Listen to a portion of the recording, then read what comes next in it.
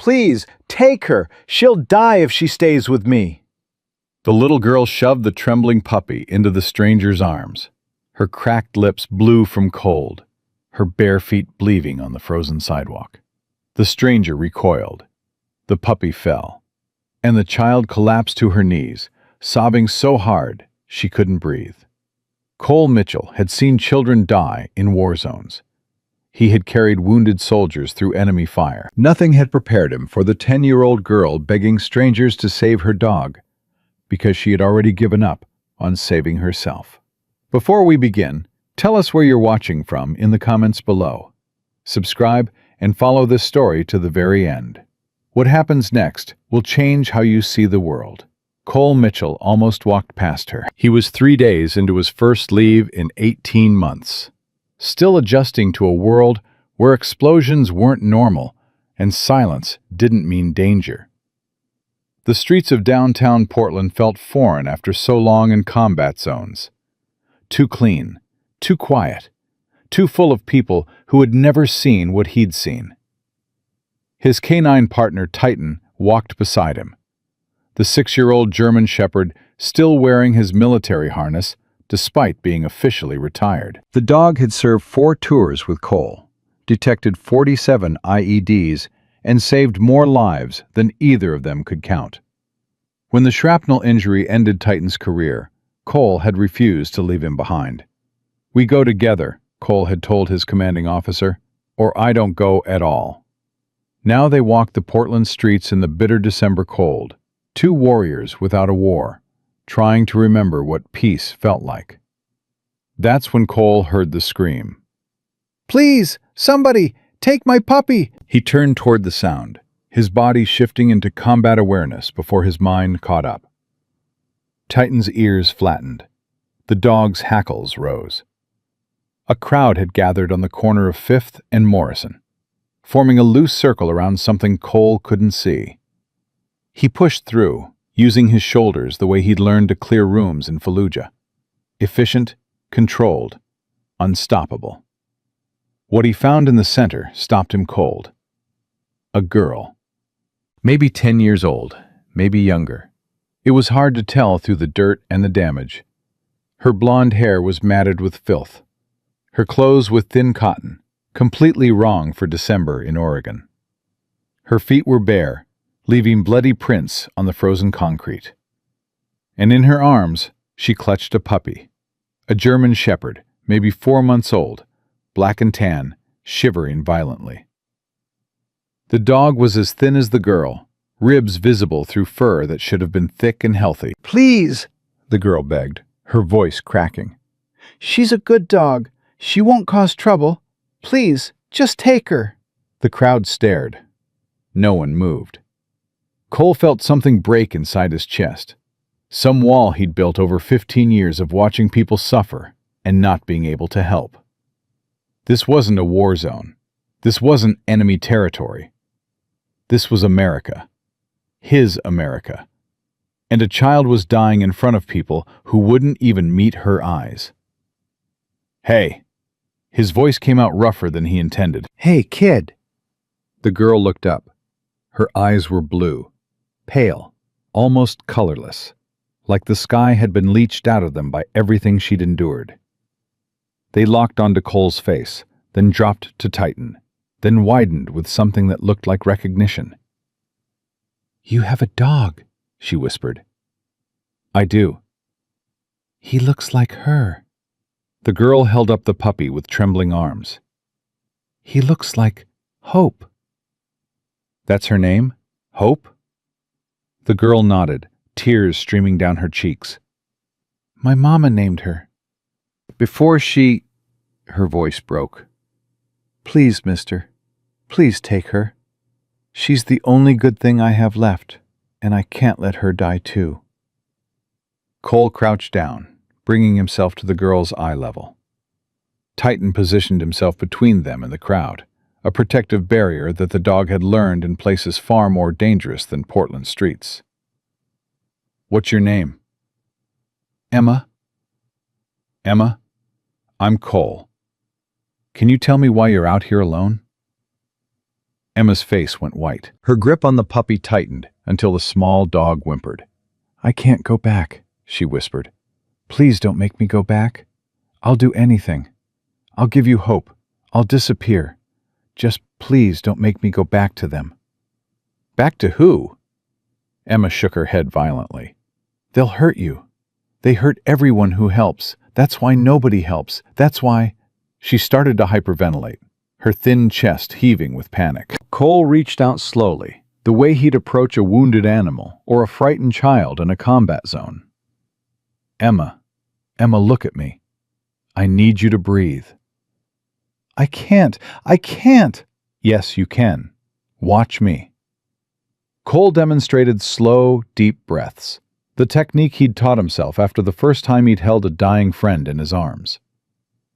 In through the nose, out through the mouth. That's it, just like that.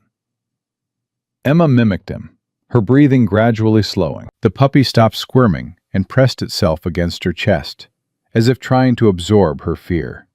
"Good girl." Cole kept his voice low, steady. "Now I'm going to ask you something, and I need you to answer honestly. Can you do that?" Emma nodded slowly. "When did you last eat?" The girl's eyes dropped. "I don't know. 2 days, maybe? 3?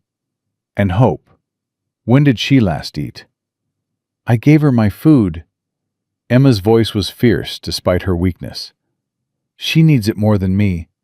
She's just a puppy. She didn't ask for any of this."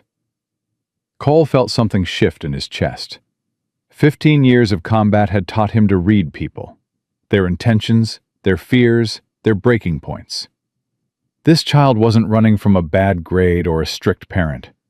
She was running from something that had broken her so completely that she was willing to die as long as her dog survived. He made a decision. "Emma, I'm going to make you a deal. You and Hope are coming with me, right now. I'm going to get you warm, get you fed, and then you're going to tell me everything. Deal?" Emma's eyes widened. "You can't. They'll find me. They have people everywhere. Police, social workers. They'll—" "I'm a Navy SEAL." Cole let the words carry their full weight. "I've spent 15 years fighting people who thought they were untouchable. Whoever they are, I promise you, they've never faced anything like me." Emma stared at him for a long moment. Then she looked at Titan, who had moved closer and was sniffing the puppy with gentle curiosity. "Your dog likes Hope," she said quietly. "Titan likes all dogs, especially brave ones." "Hope is brave. She never cries, even when she's scared." Emma's voice dropped to a whisper. "She's braver than me." "I don't think so." Cole stood slowly, extending his hand. "I think you're the bravest person I've met in a long time. Now come on, let's get you somewhere safe." Emma reached up and took his hand. Her fingers were ice cold, the skin rough with frostbite that would need medical attention. But her grip was strong, stronger than any child's grip should be. "Okay," she whispered. "But if they find us—" "They won't." "But if they do—" "Then they'll wish they hadn't." Cole led her through the crowd, Titan clearing a path with his presence alone. The people who had stood watching while a child begged for help now stepped aside, averting their eyes, pretending they hadn't seen anything. Cole memorized their faces, all of them. His truck was parked 3 blocks away, a nondescript pickup he'd borrowed from a friend who didn't ask questions. He helped Emma into the back seat, then lifted Titan in beside her. The dog immediately lay down across the seat, forming a warm barrier between Emma and the cold. "He's protecting me," Emma said, wonder in her voice. "Like a guardian." "That's his job. Has been for 6 years." "What happened to him?" Emma touched the scar on Titan's flank, the shrapnel wound that had ended his military career. "He saved my life, and a lot of other lives, too." Cole climbed into the driver's seat and started the engine. "Now he's retired. We both are. Sort of." "Sort of?" It's complicated. Cole pulled out of the parking space and headed toward the safe house, an apartment his old teammate Jake kept for situations exactly like this. Navy SEALs don't really retire. We just find new missions. Emma was quiet for a moment. Then, am I your new mission? Cole looked at her in the rearview mirror.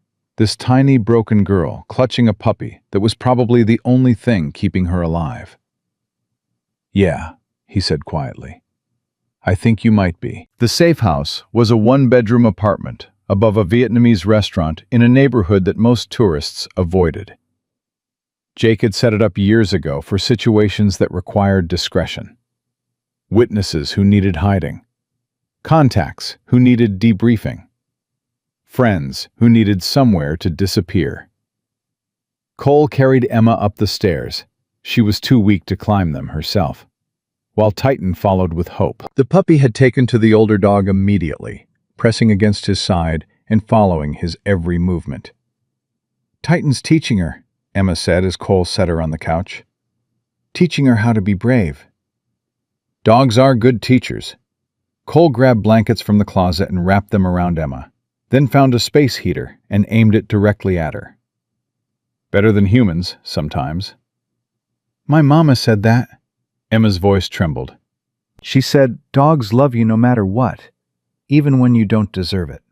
Sounds like a smart woman. She was. Emma's eyes filled with tears. She was the smartest, kindest, most beautiful person in the whole world. And they killed her. Cole went still. Who killed her, Emma? The people who want me back. Emma's voice had gone flat, lifeless. The voice of a child who had learned to speak about horror the way normal children spoke about homework. They said she was in the way. They said she was causing problems, so they made her disappear. When was this? 8 months ago. I was in the system after that. Foster homes, group homes, but they always found me. Emma shuddered. They have people everywhere. Social workers who report to them, police who look the other way, judges who sign papers without reading them. Cole's blood ran cold. He had seen systems like this before, in war zones, in failed states, in places where corruption had rotted everything from the inside out. But here? In America? Emma, I need you to tell me exactly who these people are. Names, locations, everything. Emma shook her head. I don't know their real names. Just the one who came to our house that night. The one who... She stopped, her face going gray. He wore a suit. He smelled like expensive cologne. And he smiled while he did it. While he did what? While he killed my mama. Emma's voice was barely audible. He smiled the whole time. Cole felt something dangerous awaken inside him. The part of himself that 15 years of combat had honed into a weapon. He had spent his career hunting monsters in foreign lands. It appeared there were monsters much closer to home. Emma, I'm going to make you another promise. Are you listening? She nodded. I'm going to find the man who hurt your mother. I'm going to find everyone who helped him. And I'm going to make sure they never hurt anyone again. How? Cole looked at Titan, who had positioned himself at the apartment door, guarding it, the way he'd guarded hundreds of doors in combat zones around the world. Because that's what I do, Cole said simply. That's what we both do. He made Emma eat first, soup from the restaurant downstairs, warm bread, orange juice for the vitamin C she desperately needed. Hope ate too, wolfing down dog food so fast that Titan had to nudge her away from the bowl to prevent choking. She's starving, Emma said, watching the puppy.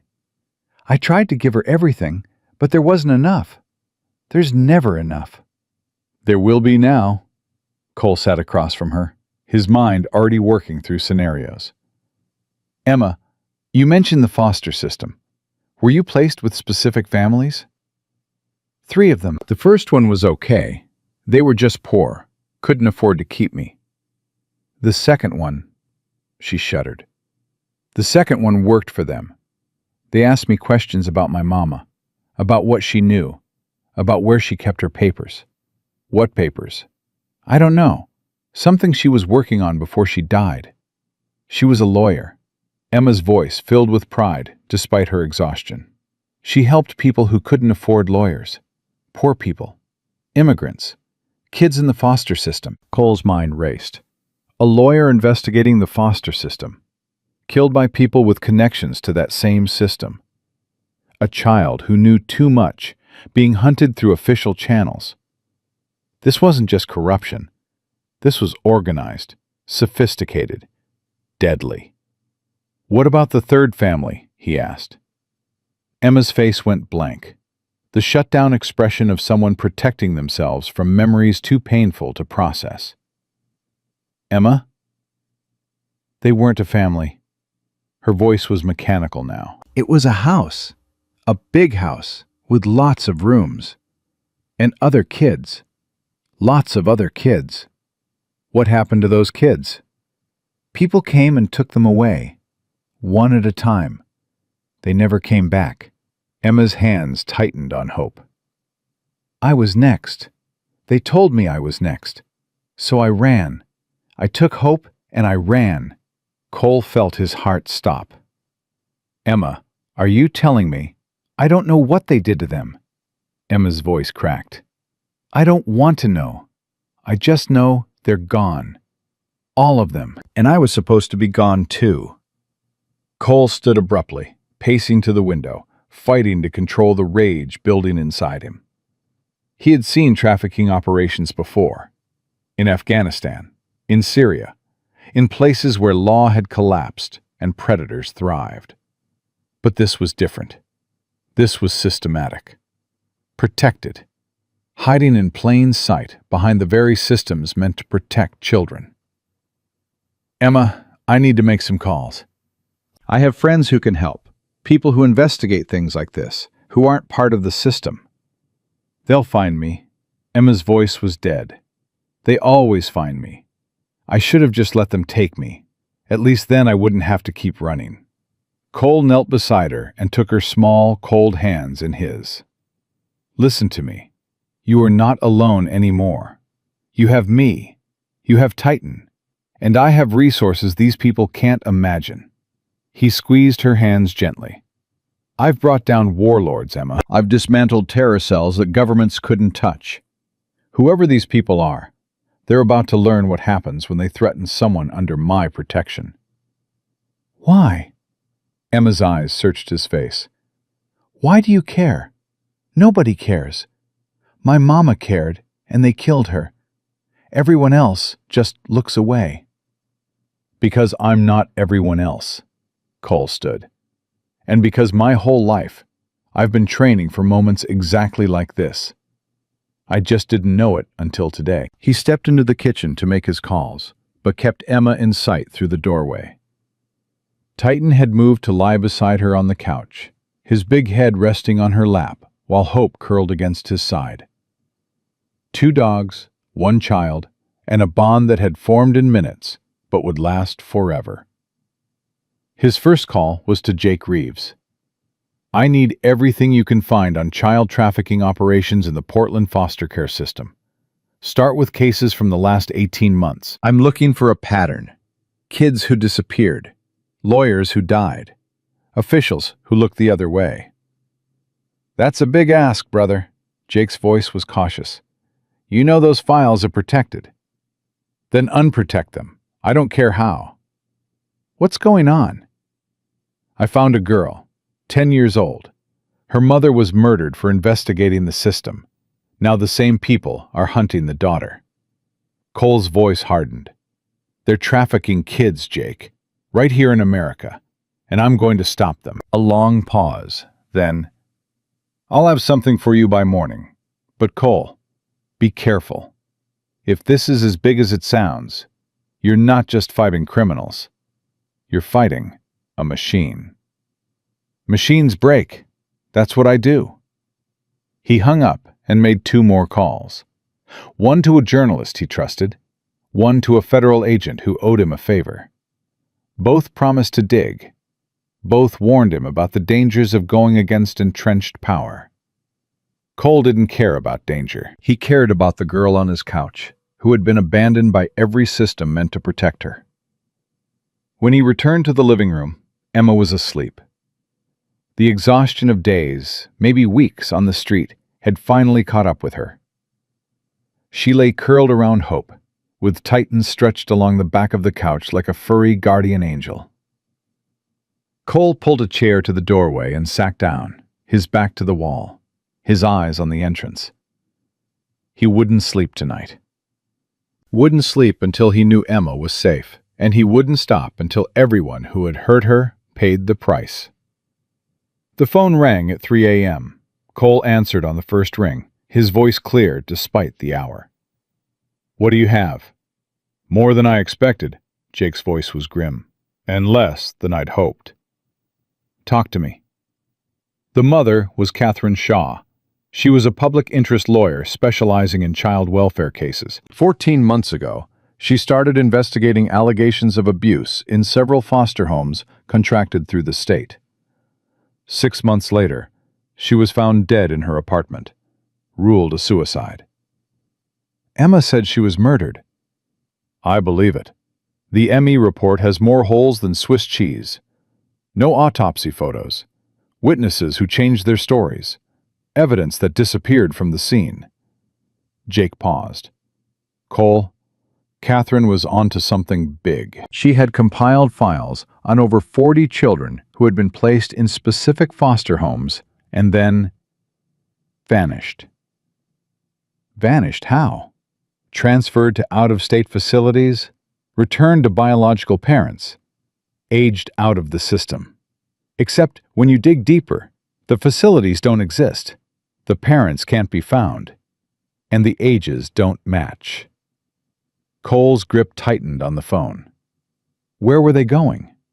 I don't know yet. But I found a name that keeps appearing in the paperwork. A judge who approved most of the transfers, and a social services administrator who processed them. Jake hesitated. The judge is Harold Weston. He's connected.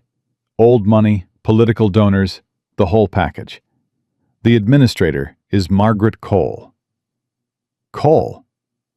No relation to you, but here's where it gets interesting. Both of them have ties to a private foundation called the Bright Future Initiative. It's supposedly a charity that supports foster children. In reality, it's a shell organization that moves money in circles complex enough to hide anything. Who runs it? On paper, a board of directors filled with society types. In practice, Jake's voice dropped. It's controlled by a man named Victor Hale, real estate developer, political kingmaker, philanthropist. He's donated millions to children's causes over the years. And in reality? In reality, I think he's running the largest child trafficking operation on the West Coast, and he's been doing it for at least a decade. Cole looked at Emma, still sleeping, still clutching her puppy like it was the only anchor in a world that had tried to destroy her. Send me everything you have. Names, addresses, financials, everything. Cole, you can't just... Watch me. He hung up as the first light of dawn began to seep through the windows.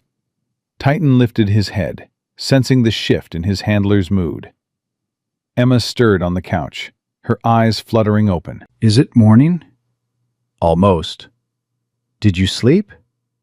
I don't need much sleep. Emma sat up slowly, wincing at muscles stiff from cold and hunger.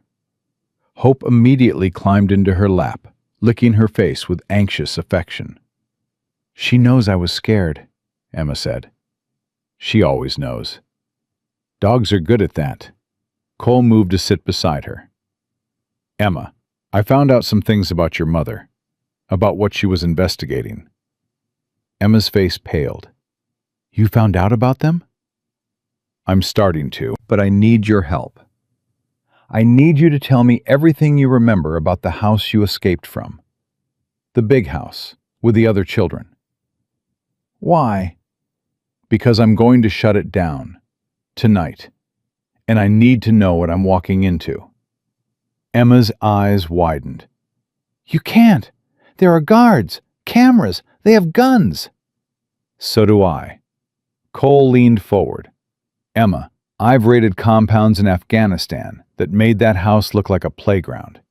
I've gone up against enemies who had armies, and I won. But I can't win this fight without information. Will you help me? Emma looked at Titan, then at Hope, then finally at Cole. There's a basement, she whispered. They keep the children in the basement before they take them away. The man in the suit, the one who killed my mama, he visits every week. He picks who goes next. The man in the suit. What does he look like? Gray hair, blue eyes, very tall. He smells like... Emma shuddered. He smells like flowers, like a funeral. Victor Hale, Cole said quietly. You know him? I'm going to, very soon. Cole stood. Emma, I need you to stay here today. You and Hope. Titan will protect you. Where are you going? To do reconnaissance, to find the weak points, and to make sure that when tonight comes, not a single one of those children gets left behind. Emma grabbed his hand with sudden intensity. Promise me, she said. Promise me you'll save them.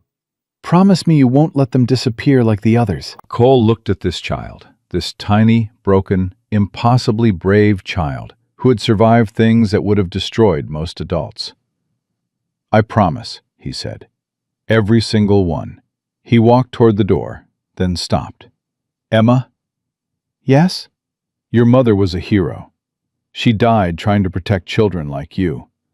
And tonight, I'm going to finish what she started. Tears spilled down Emma's cheeks, but she didn't look away. Thank you, she whispered. For not looking away. Never. Cole met her eyes one last time. Not ever. And then he was gone, stepping into the cold morning light to begin hunting monsters in his own country for the first time in his life. The house was worse than Emma had described. Cole parked his truck a quarter-mile away and approached on foot, using terrain and shadows the way 15 years of combat had taught him. The building sat on a private road outside Portland, a converted mansion that had once belonged to a logging baron, now hidden behind 12-foot walls and surveillance cameras. From his position in the tree line, Cole counted 6 guards patrolling the perimeter. Professional, armed, moving in patterns that suggested military training. He photographed everything. Entry points, blind spots, shift rotations. His phone buzzed with incoming data from Jake, who was monitoring satellite feeds and local law enforcement channels from his office in Denver. Thermal imaging shows 14 heat signatures inside, Jake reported. Most of them are small. Kids, probably. How many adults? 6 that I can see, plus the guards outside. You're looking at a small army, brother. I've faced bigger. Not alone. Not in America. Not against people with lawyers and political protection. Cole lowered his binoculars. Then I'll need backup. Who? Everyone I trust. Make the calls. He spent 3 more hours watching the house, noting every detail, building a mental map of the operation. Delivery trucks arrived twice. Food and supplies. Legitimate on the surface, but far too much for a normal household. A black sedan with tinted windows came at noon, stayed for 43 minutes, then left. Cole photographed the license plate. It came back registered to a shell company owned by the Bright Future Initiative, Victor Hale's organization. By mid-afternoon, Cole had seen enough. He retreated to his truck and drove toward a secondary location, a storage facility on the outskirts of town, where he kept equipment that officially didn't exist. His phone rang. Unknown number. Mr. Mitchell, a male voice, smooth and cultured. We need to talk. Cole's blood ran cold. Who is this? I think you know. You've been watching my property all morning. I have to admit, your fieldcraft is impressive. Most people wouldn't have spotted the secondary camera system. Victor Hale. He had made Cole, despite every precaution. I don't know what you're talking about. Please don't insult my intelligence. I know who you are, Chief Petty Officer Mitchell. I know about your service record, your commendations, your canine partner who retired with you. I even know about the little girl you picked up off the street yesterday. Cole's grip tightened on the steering wheel. If you've touched her, I haven't. Yet. Hale's voice remained pleasant. But I'd like to propose an arrangement. Meet me tonight. Alone. Let's discuss this like civilized men before anyone else gets hurt. Where? The Bright Future Initiative headquarters, downtown Portland. 8 o'clock. A pause. And Mr. Mitchell? Come prepared to negotiate. I'm a reasonable man. I'm sure we can find a mutually beneficial solution. The line went dead. Cole drove in silence for a long moment, his mind racing through possibilities. Hale was either supremely confident or genuinely stupid. Either way, he had just made a critical mistake. He had revealed that he was watching, which meant he was scared. Cole called Jake immediately. Change of plans. Hale wants to meet tonight. He knows about Emma. It's a trap, obviously, but it's also an opportunity. While he's focused on me, you need to get into that house. Cole, I'm an analyst. I sit behind a desk. Then find someone who doesn't. We have 5 hours. That's enough time to bring in the cavalry. What cavalry? Cole scrolled through his contacts.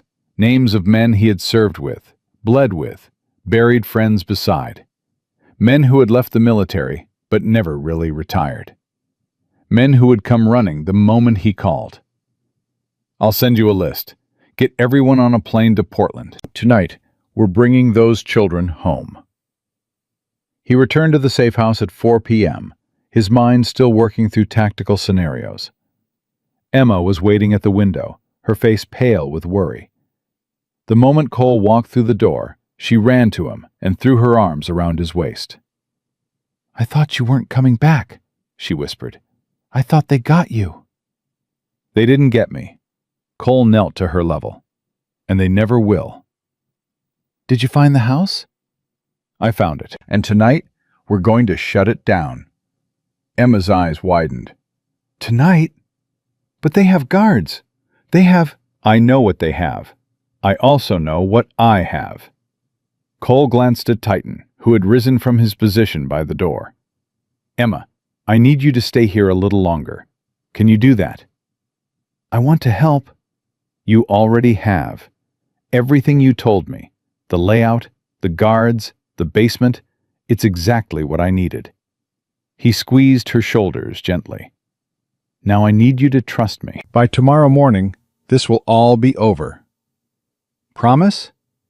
I promise. The meeting with Victor Hale was scheduled for 8 o'clock. Cole arrived at 7:30, parking 3 blocks away and approaching on foot through alleys and side streets. The Bright Future Initiative headquarters occupied the penthouse of a downtown office tower. Glass and steel. Corporate legitimacy hiding unimaginable evil. He rode the elevator alone, his NWU uniform replaced by civilian clothes that concealed body armor and a sidearm. The recording device in his pocket was already running. The doors opened onto a reception area that screamed money. Marble floors, modern art, a receptionist who smiled without warmth. Mr. Mitchell, Mr. Hale is expecting you. She led him through a set of double doors into an office that took up half the floor. Victor Hale stood at the window, silhouetted against the city lights, tall, silver-haired, elegant in a suit that cost more than most people earned in a month. Chief Petty Officer Mitchell. Hale turned, and Cole saw the face that had haunted Emma's nightmares. Blue eyes, distinguished features, the smile of a predator wearing a philanthropist's mask. Thank you for coming. Skip the pleasantries. What do you want? Direct. I appreciate that. Hale gestured to a chair. Please, sit. I'll stand. As you wish. Hale moved to a bar cart and poured himself a drink. I assume you know why I invited you here. You're worried about what I've seen, what I know. Worried? Hale chuckled. No, Mr. Mitchell, I'm curious. You're clearly a man of considerable skill. Your service record is exceptional. I find myself wondering why someone with your talents would waste time on a runaway foster child. Emma isn't a runaway. She's a witness to murder, trafficking, and corruption that reaches into every level of your operation. Hale's smile didn't waver. Strong accusations. Do you have proof? I'm gathering it. And in the meantime, you're living in a safe house with a minor you have no legal authority over, planning what I can only assume is some kind of vigilante operation against private property. Hale swirled his drink. That doesn't sound like the behavior of a decorated military officer. That sounds like kidnapping and trespassing. What you're doing sounds like child trafficking and murder. What I'm doing is running a nonprofit organization that helps underprivileged children find better lives. Hale's voice hardened. An organization with powerful friends, Mr. Mitchell. Friends in law enforcement. Friends in the judiciary.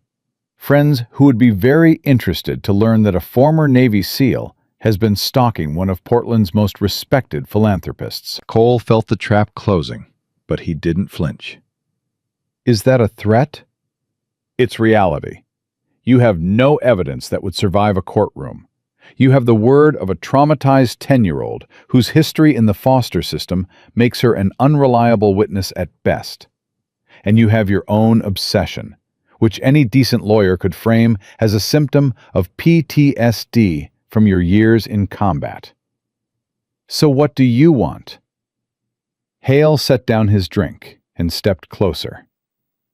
I want you to walk away. Leave Portland. Forget the girl. Forget what you think you know. He reached into his jacket and produced an envelope. There's $100,000 in here. Consider it a thank you for your service and an incentive for your discretion. Cole looked at the envelope. Then he looked at Hale. You killed Catherine Shaw. Hale's expression didn't change. I have no idea what you're talking about. You murdered a mother in front of her daughter because she got too close to your operation. Then you hunted that daughter through the very system meant to protect her. These are dangerous accusations, Mr. Mitchell. They're facts, and by tomorrow, the whole world is going to know them. Hale's smile finally cracked. Something cold and reptilian flickered in his eyes. You're making a mistake. No. Cole stepped forward, close enough to see the fear beginning to show on Hale's face. You made the mistake. You made it when you killed a woman whose daughter would never stop fighting. You made it when you built an empire on the suffering of children who had no one to protect them. His voice dropped. And you made it when you assumed that a Navy SEAL would take your money and walk away. Then what will you take? Nothing from you. But I'm going to take those children. Every single one. And then I'm going to watch your empire burn. Hale's hand moved toward his desk, toward a silent alarm, probably, or a weapon hidden in a drawer. Cole caught his wrist before it got halfway there. Don't, Cole said quietly. You really don't want to see what happens if I consider you a threat. They stood frozen for a long moment, predator facing predator. Then Hale pulled his hand back slowly, the mask of civility returning to his face. You can't win this, Mr. Mitchell. I have resources you can't imagine, connections that reach into every branch of government. By tomorrow, you'll be the one facing charges. Kidnapping, assault, maybe worse. Maybe. Cole released him and stepped back. But I've spent 15 years fighting enemies who thought they were untouchable. Every single one of them learned the same lesson in the end. What lesson? That there's always someone stronger, someone faster, someone who cares about victory more than survival. Cole turned toward the door. Tonight, that someone is me. He left Hale standing alone in his penthouse, the city lights glittering around him like a kingdom about to fall. The team assembled at midnight. 8 men, all former special operators, all owing Cole debts that couldn't be measured in money. They gathered in a warehouse on the industrial waterfront, a space Jake had secured through channels that asked no questions. Target is a compound 12 miles outside city limits, Cole began, spreading satellite photos across a makeshift table. 14 children confirmed inside, plus 6 to 8 adult hostiles and external security. What's the objective? That was Marcus Chen, former Marine raider, now a private security contractor. Primary, extract the children safely. Secondary, secure evidence that ties the operation to Victor Hale and his network. Tertiary, Cole's jaw tightened. We make sure this place never hurts another child again. Rules of engagement? Asked Derek Williams, ex-Delta Force. Non-lethal if possible, but if anyone threatens those children, you do whatever is necessary. The men exchanged glances. They had all worked operations like this before, in foreign countries, under different flags, with official sanction. This was different. This was home. And there would be no medals, no recognition, no support if things went wrong. I'm in, Marcus said simply. Me too, Derek added. One by one, the others nodded. 8 warriors, ready to fight for children they had never met. Cole felt something loosen in his chest. He had spent 15 years surrounded by men willing to die for abstract concepts. Freedom, democracy, national security. Tonight, they would risk everything for something simpler and more powerful. Innocence. We move in 3 hours, Cole said. Get your gear. Get your heads right. And remember, those kids have been waiting their whole lives for someone to save them. Tonight, we're going to be that someone. At 3 a.m., they hit the compound. Cole led the first team through a blind spot in the eastern perimeter, neutralizing 2 guards before they could raise an alarm. Titan moved with him, the canine's training taking over despite his official retirement. The dog knew the stakes. He always knew. Team 2, status. In position, western approach clear. Team 3? Power grid located, ready to cut on your mark. Cole pressed forward, ghost silent, until he reached the service entrance Emma had described. The door was locked with a keypad, but Jake had already cracked the security system remotely. The lock clicked open. All teams, we are go. Execute. The lights died.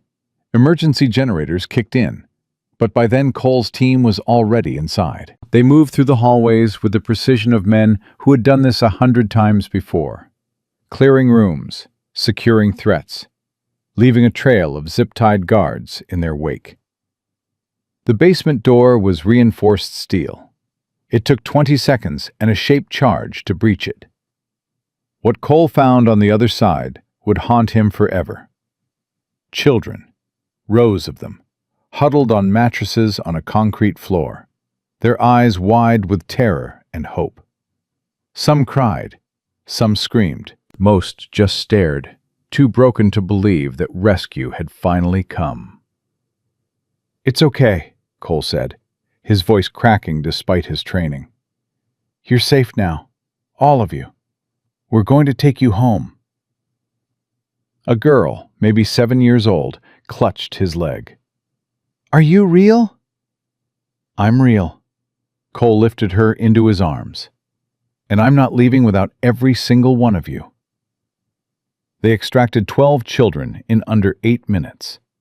2 were too young to walk.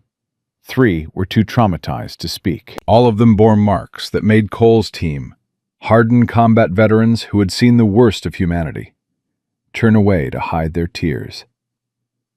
"Cole," Derek's voice came through the earpiece. "We've got a problem. Upstairs, office."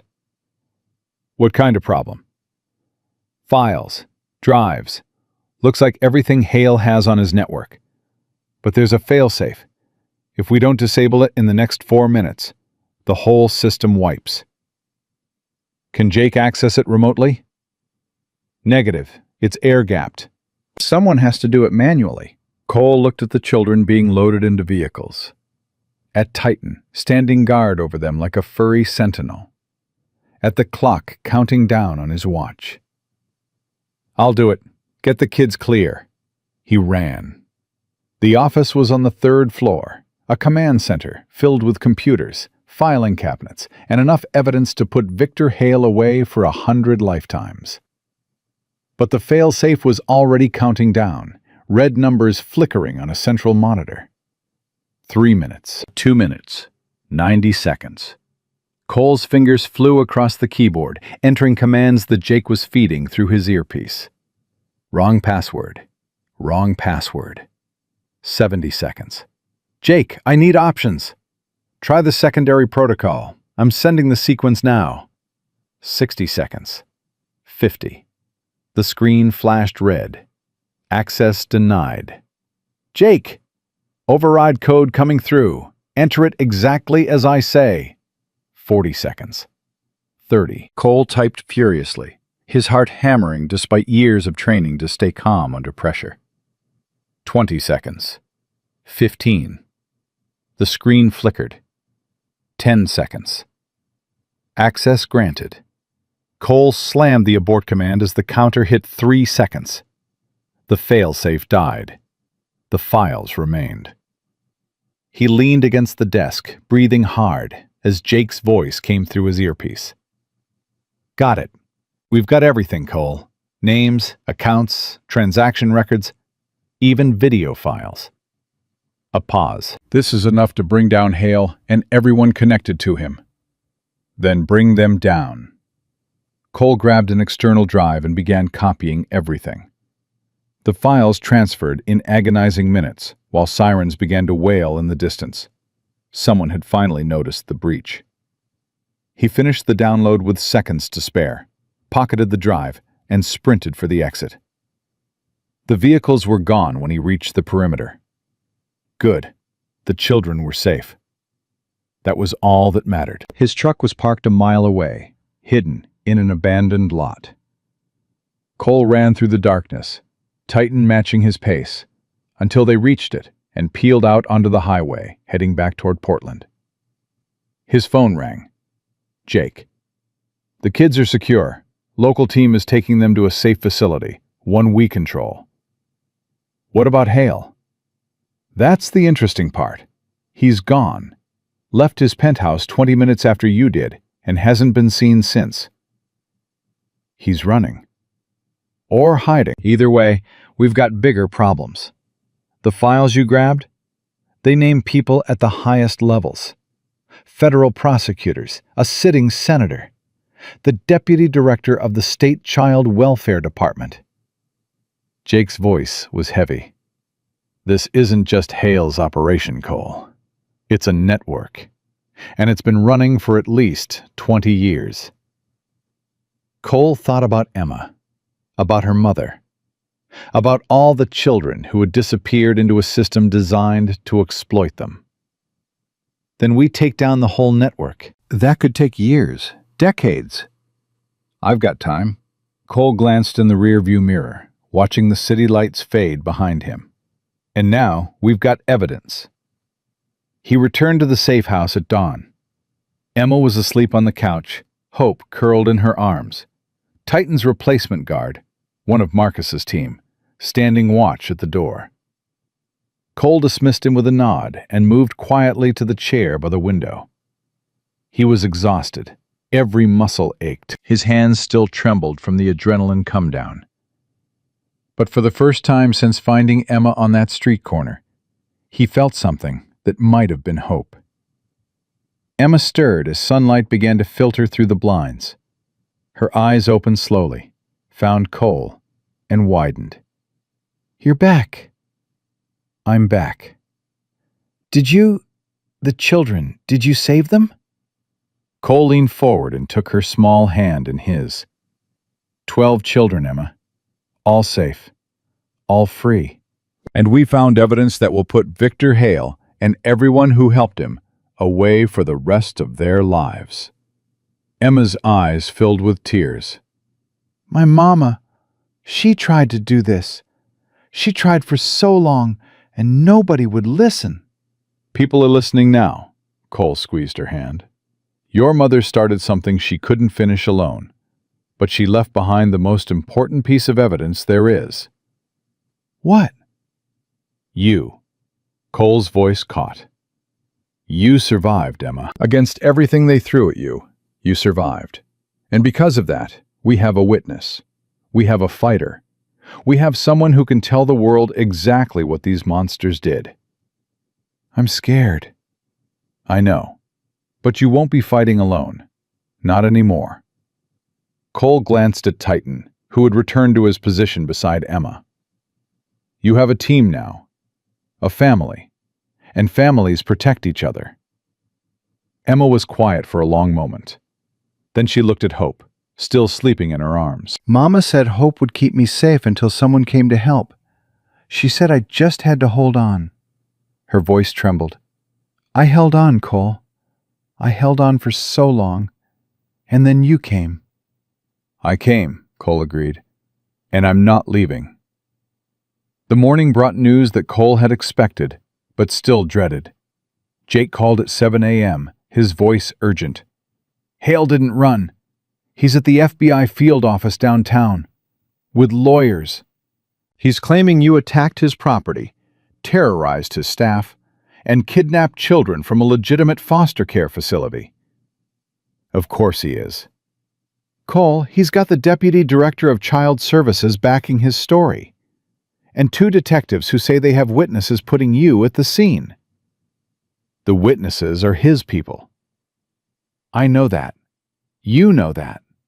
But without access to the files we grabbed, it's his word against yours. Cole looked at Emma, who was watching him with frightened eyes. Then we go public, Cole said.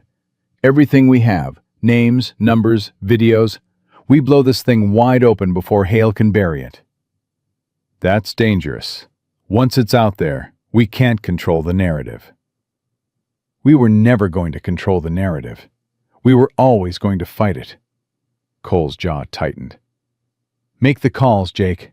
Rachel Torres at the Times. Maria Santos at CBS. Everyone who owes us favors.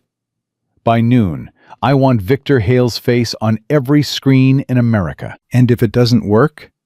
Cole looked at Emma, at Hope, at Titan. Then we find another way. We always find another way. The story hit the news at 11:47 a.m.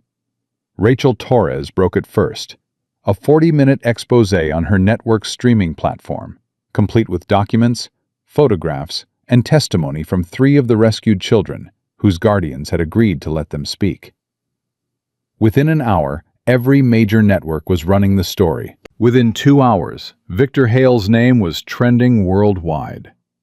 Cole watched the coverage from the safe house. Emma pressed against his side, Hope sleeping in her lap. The little girl hadn't spoken since the broadcast began, but her grip on Cole's hand tightened with every new revelation. The Bright Future Initiative, the anchor was saying, has been linked to the disappearance of over 40 children across 3 states. Federal authorities are now investigating allegations that range from fraud to human trafficking, with founder Victor Hale at the center of... They're saying his name.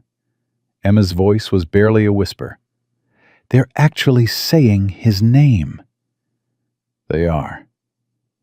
Mama tried for so long. She told everyone who would listen. Nobody believed her. Cole pulled her closer. They believe now. His phone buzzed. Jake. It's working. Hale's lawyers just released a statement calling the allegations baseless and defamatory, but nobody's buying it. The evidence is too strong. What about the FBI? That's where it gets interesting. The field office is in chaos. Half of them want to arrest Hale. The other half are trying to protect him. The deputy director you mentioned? She's disappeared. Took emergency leave this morning, and nobody's seen her since. She's running. Or she's being silenced. Either way, the network is fracturing. People are starting to turn on each other. Cole felt a grim satisfaction. This was how empires fell, not in dramatic collapses, but in slow unravelings as the people who built them scrambled to save themselves. What's our next move? Rachel wants Emma to do an interview, on camera. She thinks, no. Cole's voice was sharp. Emma's been through enough. She's not going on television to relive the worst moments of her life. I want to do it. Cole looked down. Emma was staring at the television, her jaw set with a determination that seemed far too old for her 10 years. Emma, you don't have to. I know I don't have to. She met his eyes. But Mama died trying to stop these people, and now everyone's finally listening. Her voice trembled, but didn't break. I want them to see me. I want them to see what he did. I want them to know that the children aren't just numbers on a page. We're real. We matter. Cole was silent for a long moment. 15 years of combat had taught him to read people, their motivations, their breaking points, their hidden reserves of strength. What he saw in Emma's eyes wasn't trauma pushing her forward. It was purpose. Are you sure? I'm sure. He called Jake back. Set up the interview. But I want conditions. No leading questions about her mother's death. No footage of Emma without my approval. And I stay in the room the entire time. Done. Rachel will be at the safe house in 2 hours. And Jake, make sure we have security. If Hale's people know we're going public with Emma's face, they'll try to stop it. Already on it. Marcus and Derek are en route. Cole hung up and looked at Emma, who was absently stroking Hope's fur with one hand, while Titan pressed against her other side. You're the bravest person I've ever met, Cole said quietly. Emma shook her head. I'm not brave. I'm just tired of being scared. That's what brave is, Cole knelt beside her. Being scared and doing it anyway. Your mother knew that, and now you know it too. Tears spilled down Emma's cheeks, but she didn't look away. Do you think she'd be proud of me? I think she's watching right now, and I think she's more proud than words can say. The interview was scheduled for 3 p.m. Rachel Torres arrived with a small crew, camera operator, sound technician, and a producer who spent most of his time checking security feeds on his tablet. Marcus and Derek had established a perimeter around the building, and Jake was monitoring all incoming signals for signs of surveillance. Emma sat on the couch with Hope in her lap, Titan at her feet. Cole stood just off camera, close enough to intervene if necessary. Whenever you're ready, Rachel said gently. We can stop any time you need to. Emma nodded, took a breath, looked directly into the camera. My name is Emma Shaw. I'm 10 years old. And 8 months ago, a man named Victor Hale murdered my mother. The words came slowly at first, then faster. A flood of memories that Emma had been holding back for months. She described her mother's investigation, the late nights poring over documents, the fear that grew with every new discovery. She described the night the man in the suit came to their apartment, the smell of expensive cologne, the sound her mother made when she fell. He smiled, Emma whispered. The whole time he smiled, like it was nothing, like she was nothing. Rachel's eyes glistened, but her voice remained professional. What happened after that, Emma? They put me in foster homes, 3 of them. The first one was okay.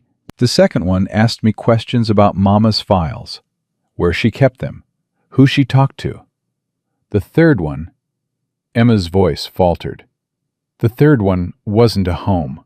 It was a place where children went and never came back. Can you describe that place? It was a big house outside the city. There were guards, cameras, other children, maybe 10 or 12 of us. They kept us in the basement. Every few days, someone would come and pick one of us. We never saw them again. How did you escape? Emma looked at Hope, her small hand tightening on the puppy's fur. I hid. When they came for me, I hid in the storage room and waited until night. Then I broke a window and ran. Her voice cracked. I took Hope because she was the only thing I had left from before, from when Mama was alive. And then you met Cole Mitchell? Emma looked at Cole, the man who had stopped when everyone else walked past, who had wrapped her in his jacket and carried her to safety, who had promised to bring down an empire for a child he didn't even know. He found me on a street corner. I was trying to give Hope away because I thought if someone took her, at least one of us would survive. Tears streamed down Emma's face. But he didn't just take Hope. He took me, too. He said we were both coming home with him. And did he keep that promise? Emma nodded, unable to speak. Cole stepped forward, his hand finding her shoulder, steadying her. He saved me, Emma finally managed. He saved all of us. The interview ended. Rachel Torres signaled her crew to stop recording, then sat in silence for a long moment. That was the most powerful testimony I've ever heard, she said quietly. When this airs, the whole country is going to be calling for Hale's head. When does it air? Tonight, prime time. We're preempting regular programming. Rachel stood and extended her hand to Emma. You're incredibly brave. Your mother would be so proud. Emma shook her hand, but said nothing. The effort of reliving everything had drained her completely. Cole walked Rachel to the door. How long before Hale knows this is coming? He probably already knows. My network has leaks. Everyone does. But it doesn't matter. The moment this goes live, it's out of his control. No amount of lawyers or connections can put that genie back in the bottle. Unless he stops it before it airs. Rachel met his eyes. Then I suggest you make sure that doesn't happen. Cole spent the next 3 hours preparing for war. He called in every favor, activated every contact, deployed every resource he had. By 6 p.m., the safe house was surrounded by men who had spent their careers protecting assets far more controversial than a 10-year-old girl and her puppy. Jake called at 6:30. We have a problem. Cole's gut tightened. What kind? Hale's lawyers just filed an emergency injunction to stop the broadcast. They're claiming it's defamatory, that it violates Emma's privacy as a minor, that it constitutes witness tampering in an ongoing investigation. Can they do that? They're trying. The hearing is set for 7 p.m., 30 minutes before the broadcast. Who's the judge? A pause. Then, Harold Weston. Cole's blood ran cold. Weston, the judge whose name appeared on every suspicious foster care transfer. The judge who had approved the placement of dozens of children into Hale's operation. He's going to kill the broadcast. Not necessarily. Rachel's network has good lawyers too. They're fighting it. But if Weston rules in Hale's favor, then the interview never airs, and Hale gets time to regroup, discredit Emma, bury the evidence. Jake's voice was grim. We need a backup plan.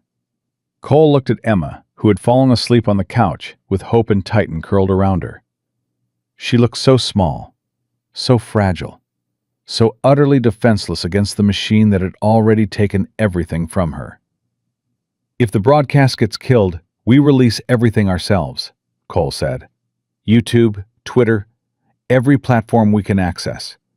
We make it impossible to suppress. That could take hours to get traction. Then we start now. Prepare the uploads. The moment Weston makes his ruling, we're ready to go. The hearing started at 7:03 p.m. Cole wasn't in the courtroom, but Jake had arranged a secure feed from a contact inside. He watched on his laptop as Hale's lawyers argued that the broadcast would cause irreparable harm to their client's reputation, that it violated journalistic ethics, that it exploited a traumatized child for ratings. Rachel's legal team fired back, citing public interest, constitutional protections, the documented evidence supporting every claim. They pointed out that Hale himself had invited scrutiny by appearing at the FBI office and giving public statements. Judge Weston listened with an expression that revealed nothing. When both sides finished, he was silent for what felt like hours. "This is a difficult case," Weston finally said. "On one hand, we have serious allegations that, if true, demand public attention. On the other hand, we have a man's reputation and a child's privacy at stake." Cole's hands clenched. He knew where this was going. "However," Weston continued, "I find myself troubled by the methods used to obtain some of this evidence. The raid on private property, the unauthorized interviews with minors, the apparent coordination between the media and individuals who may face criminal charges themselves." Cole's heart sank. "Therefore, I am issuing a temporary restraining order preventing the broadcast of this interview until such time as—" The feed went dead. Cole stared at the blank screen, rage building in his chest. They had lost. Hale had won. All that work, all that risk, all of Emma's courage, for nothing. His phone rang. Jake. "Did you see it?" "I saw it." Cole's voice was ice. "Start the uploads. Now." "Cole, there's something else. The feed didn't just die on our end. It died everywhere. The whole courthouse lost power." "What?" "And it gets better. Rachel just texted me. The network is going ahead with the broadcast anyway. They're claiming technical difficulties with a court order and proceeding under constitutional privilege." Cole felt a spark of hope. They're defying the injunction? They're betting that public opinion will protect them, and that by the time Weston can do anything about it, the story will be too big to stop. "That's a hell of a gamble. It's the only gamble we've got." Cole looked at Emma, still sleeping, unaware of the legal war being fought over her testimony. She deserved peace. She deserved a childhood. She deserved a world where children didn't have to be brave just to survive. He was going to give her that world, whatever it took. The interview aired at 7:30 p.m. Emma's face appeared on millions of screens across America. A 10-year-old girl with haunted eyes and a puppy in her arms, telling a story that would change everything. Within minutes, the network's website crashed from traffic. Social media exploded. #JusticeForEmma and #HaleMustFall became the top trending hashtags in the country. Politicians who had accepted Hale's donations scrambled to distance themselves. Former colleagues released statements expressing shock and horror at allegations they claimed to know nothing about. And at the FBI field office in Portland, something unprecedented happened. 3 senior agents, career professionals who had been stalling the investigation for weeks, walked into the director's office and laid their resignations on her desk. "We can't be part of this anymore," one of them said. "Whatever Hale has on you, it's not worth protecting a child trafficker." The director, a woman named Patricia Kane, stared at the resignations for a long moment. Then she picked up her phone. "Get me the U.S. Attorney's office. Tell them I have evidence of criminal activity involving Victor Hale. All of it. Everything I've been asked to suppress." The dam had broken. By 9 p.m., federal marshals had arrested Judge Harold Weston at his home. By 10 p.m., warrants had been issued for Victor Hale and 6 of his associates. By midnight, the Deputy Director of Child Services had been picked up trying to board a flight to Mexico. Cole watched it unfold from the safe house. Emma finally awake beside him, her eyes wide as the television showed image after image of people being led away in handcuffs. "Is it real?" she whispered. "Is it really happening?" "It's really happening. They're arresting them. All of them." Emma was quiet for a moment. Then, "What about him? What about the man who—" She couldn't finish the sentence. She didn't need to.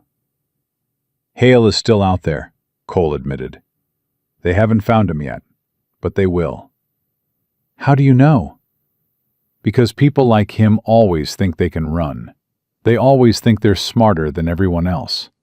But they're not. And sooner or later, they make a mistake. His phone rang. Marcus.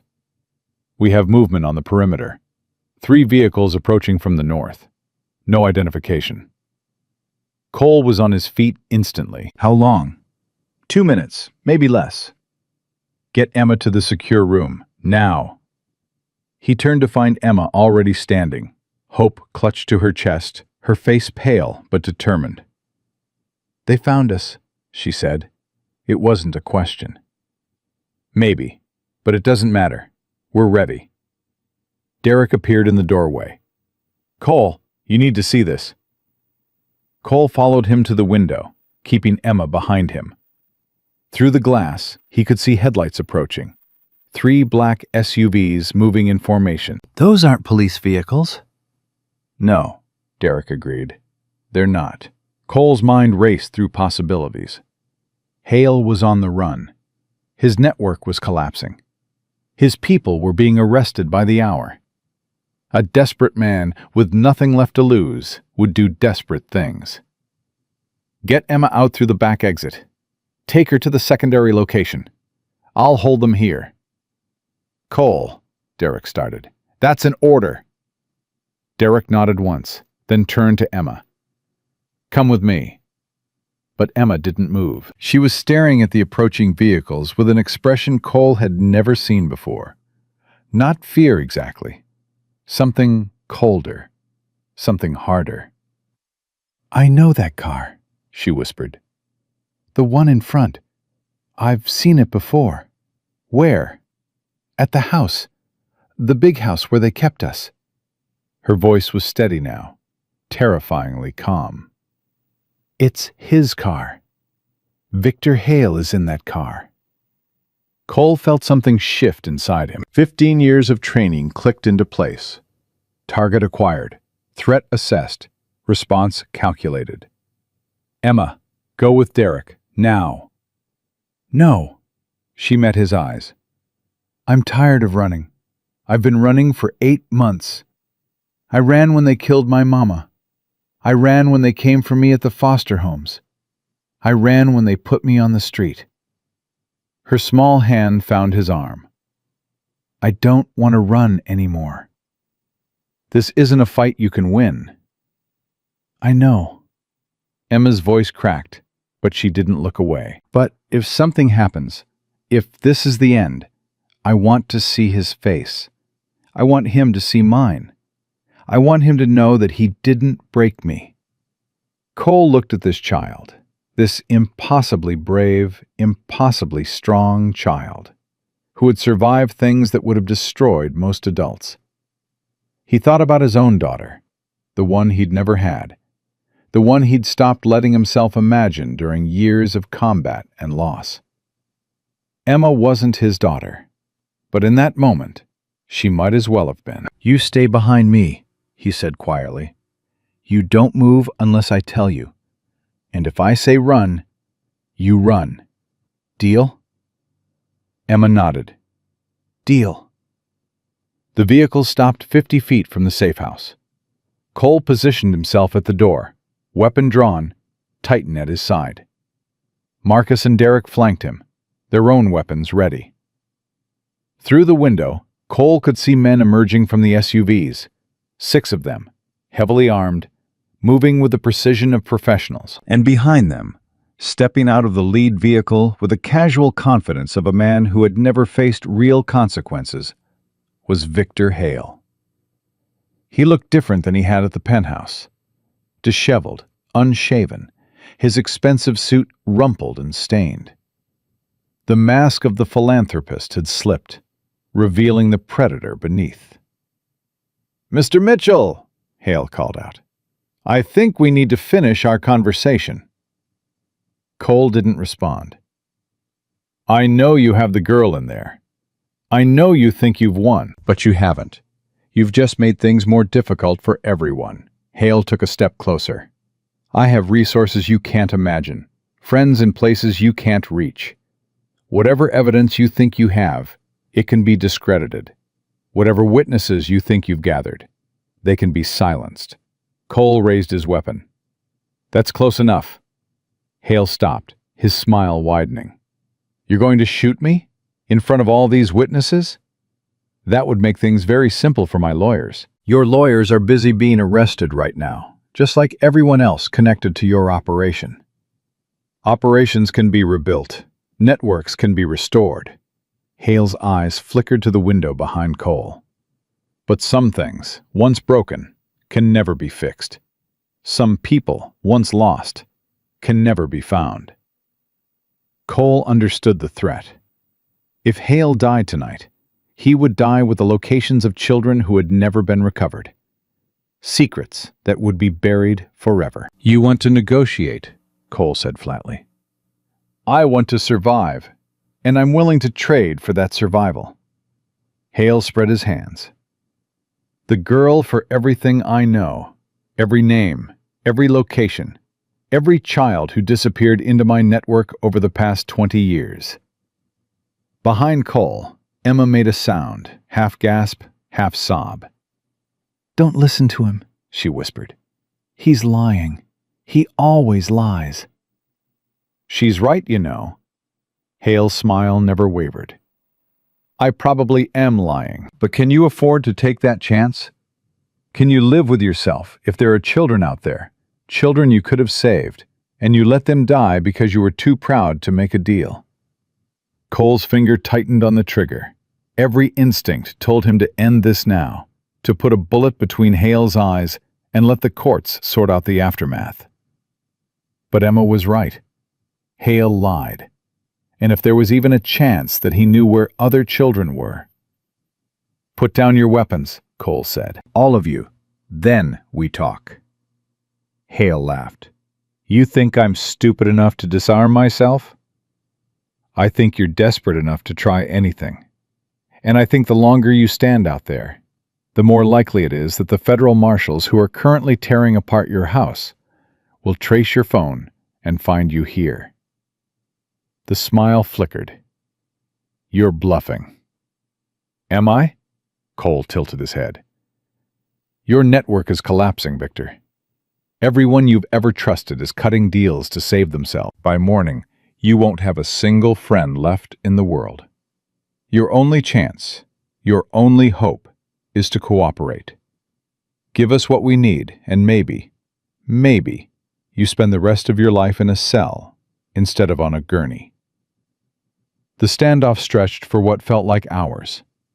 Cole could feel Emma trembling behind him, could hear Titan's low growl, could see Hale's men shifting uncertainly. Then, sirens, distant but growing closer. Hale's face went white. They traced my phone, he whispered. I told you. Cole's voice was ice. You should have listened. Everything happened at once. Hale screamed an order. His men opened fire. Cole shoved Emma to the floor and returned fire, his shots precise despite the chaos. Marcus and Derek engaged from the flanks, their movements coordinated by years of working together. Glass shattered. Bullets thudded into walls. Someone screamed. And then, suddenly, it was over. 4 of Hale's men were down. The other 2 had their hands up, weapons discarded. And Victor Hale himself was on his knees, blood spreading from a wound in his shoulder, his face contorted with pain and rage. You shot me, he gasped. You actually shot me. You opened fire on a building with a child inside. Cole stood over him, weapon aimed at his head. You're lucky I didn't kill you. The sirens were deafening now. Red and blue lights flooded through the shattered windows. It's over, Victor. All of it. The network. The children. The lies. Cole crouched until they were eye to eye. But before they take you away, you're going to tell me one thing. What? Catherine Shaw, Emma's mother. Where is she buried? Hale's eyes widened. How did you... Because I know men like you. You don't just kill people. You make them disappear. You take even their graves so their families can never have closure. Cole pressed the barrel against Hale's forehead. Tell me where she is. Cole, Marcus's voice was sharp. The feds are here. I don't care. Cole, if you do this, I said I don't care. He leaned closer to Hale. Where? Hale stared at him for a long moment. Then something broke behind his eyes, the last remnant of the man who had once believed himself untouchable. The old mill property, he whispered. Off Highway 26. There's a foundation from a building that was never finished. She's there. They're all there. Cole stepped back, lowering his weapon, as federal agents poured through the door. Victor Hale, you're under arrest for... Cole didn't hear the rest. He was already moving toward Emma, who stood frozen against the wall, hope still clutched in her arms, tears streaming down her face. You found her, Emma whispered. You found Mama. We'll bring her home. Cole pulled her into his arms. I promise. We'll bring her home. The night dissolved into chaos. Arrests, ambulances, questions from federal agents who couldn't quite believe what they were seeing. Cole answered what he could and deflected the rest. By dawn, Hale was in custody. His network was in ruins, and the investigation had included crimes in 7 states. But for Emma, only one thing mattered. They found Catherine Shaw 3 days later, exactly where Hale had said she would be. She wasn't alone. 4 other bodies were recovered from the same site, all of them people who had gotten too close to the truth. The funeral was small, private. Just Emma, Cole, and the team that had become her family over the course of the worst week of her life. Emma stood at the graveside, hope in her arms, Titan at her feet. I miss you, Mama, she whispered. Every single day I miss you. But I'm not alone anymore. I have Cole. I have Titan and hope. I have people who love me. Her voice broke. You always said I was stronger than I knew. I think I finally believe you. She placed a single flower on the coffin, then turned and walked into Cole's waiting arms. Is it over? She asked. The fighting is over, Cole said. The healing is just beginning. Will you stay? He looked down at this child, this warrior, this survivor, this impossibly brave girl who had lost everything and still found the strength to hope. For as long as you need me. What if I need you forever? Cole smiled. It was small, fragile, but real. Then forever it is. The trial of Victor Hale began 6 weeks after the funeral. Cole sat in the front row of the federal courthouse, Emma beside him, hope hidden in the carrier beneath the seat. The judge had allowed the dog as an emotional support animal after 3 psychologists testified that Emma couldn't function without her. The courtroom was packed. Journalists, victims' families, curious citizens who wanted to witness the fall of a man they had once celebrated. Victor Hale sat at the defense table in a prison jumpsuit, his expensive lawyers flanking him like bodyguards around a fallen king. He looked different, diminished. The shoulder wound had healed, but something else had broken. The aura of invincibility that had protected him for decades. The prosecution calls Emma Shaw to the stand. Cole felt Emma stiffen beside him. They had prepared for this moment, rehearsed her testimony, practiced breathing exercises, discussed every possible question the defense might ask. But preparation was different from reality, and reality was walking toward that witness stand with trembling legs. You've got this, Cole whispered. I'm right here. Emma nodded once, then stood and made her way forward. Titan rose to follow, but Cole held him back.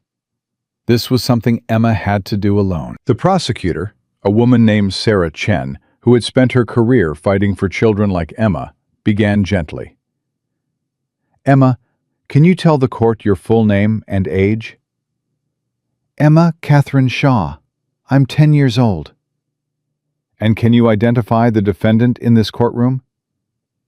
Emma's eyes moved to Hale. For a moment, Cole saw something flicker in her expression. fear, rage, grief, all tangled together. Then it smoothed into something harder. That's him, Victor Hale, the man who killed my mother. A murmur rippled through the courtroom. Hale's lawyers shifted uncomfortably. Can you describe the events of March 15th of last year, the night your mother died? Emma's hands gripped the edge of the witness stand. Mama was working late. She had files spread all over the kitchen table, papers about children who had disappeared. She said she was getting close. She said soon everyone would know the truth. What happened then? Someone knocked on the door. Mama told me to hide in my room, but I didn't. I watched from the hallway. Emma's voice dropped to a whisper. There were two men. One stayed by the door. The other came inside. He was wearing a suit. He smelled like expensive cologne. And he was smiling. Is that man in the courtroom today? Yes. Emma pointed directly at Hale. That's him. Objection! Hale's lead attorney shot to his feet. The witness was a child at the time of the alleged incident. Her memory is unreliable, influenced by trauma and overruled. The judge's voice was ice. The witness may continue. Emma took a shaky breath. He talked to Mama first. He said she needed to stop. She said she would never stop. And then her voice cracked. He put his hands around her throat. She tried to fight, but he was too strong. The whole time he was smiling. He smiled while he killed her. Silence in the courtroom. Absolute, devastating silence. What happened after that, Emma? He saw me in the hallway. He walked toward me, and I thought he was going to kill me too. Tears streamed down Emma's face. But he didn't. He just looked at me and said, "Tell anyone, and you'll end up like her." Then he left. And did you tell anyone? I tried. I told the police, but they said I was confused. I told my foster families, but they said I was making things up. Emma's voice hardened. Nobody believed me. Nobody, except Cole. Cole Mitchell? The man who found you? He believed me from the beginning. He didn't think I was crazy or lying. He just listened. Emma looked at Cole, her eyes bright with tears. He's the first person who listened since Mama died. The prosecutor nodded gently. No further questions at this time. Hale's attorney rose, buttoning his jacket with practiced ease. Miss Shaw, you claim to have witnessed your mother's death from the hallway. Is that correct? Yes. And how far away were you from the alleged incident? Maybe 20 feet? 20 feet, in a hallway, at night. The lawyer's voice dripped skepticism. The lighting must have been quite dim.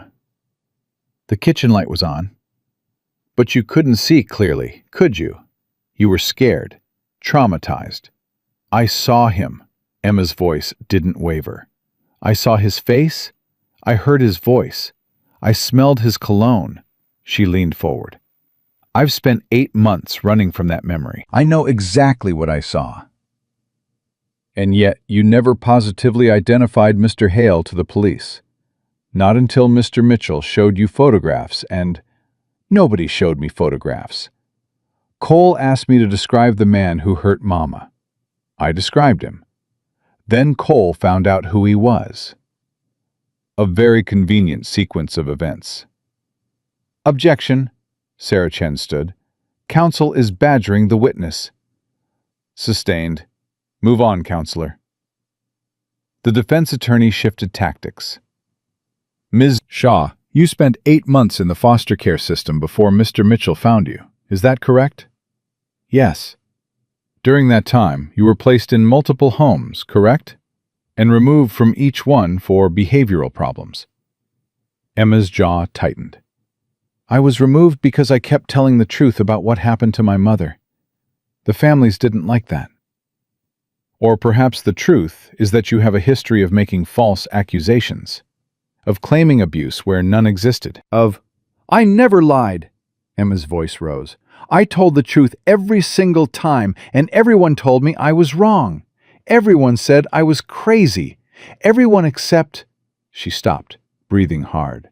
Except Mr. Mitchell. A man you'd known for less than 24 hours when you agreed to go home with him. The lawyer's voice turned sharp.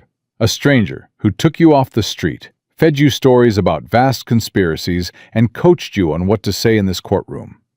That's not true. Isn't it, Mr. Mitchell has a documented history of PTSD. He's been trained to manipulate people, to extract information through psychological pressure. He saved me. Emma was crying now, her composure finally cracking. He saved me when nobody else would even look at me. And you're trying to make him into the bad guy because you can't admit that the man you're defending is a monster. Objection! Sarah Chen was on her feet again. Withdrawn. The defense attorney smiled, the damage already done. No further questions. Cole wanted to stand up, wanted to wrap Emma in his arms and take her away from this circus. But all he could do was watch as she stepped down from the stand, her small body shaking with sobs. The moment she reached him, she collapsed into his arms. "You did great," Cole whispered, holding her tight. "You were so brave." He's going to get away with it, isn't he? Emma's voice was muffled against his chest. "The lawyer is going to make everyone think I'm lying, and Hale is going to walk free." "No." Cole's voice was steel. "He's not." The trial continued for 3 weeks. Cole watched as witness after witness took the stand. Former employees of the Bright Future Initiative, foster parents who had cooperated with authorities, social workers who had finally found the courage to speak. The evidence was overwhelming. Financial records, surveillance footage, testimony from the 12 children Cole's team had rescued. But the defense fought every inch. They challenged the chain of custody on evidence. They questioned the credibility of traumatized children.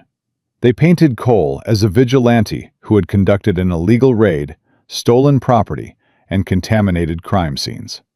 By the end of the second week, public opinion had started to shift. The narrative was no longer about a heroic SEAL rescuing children.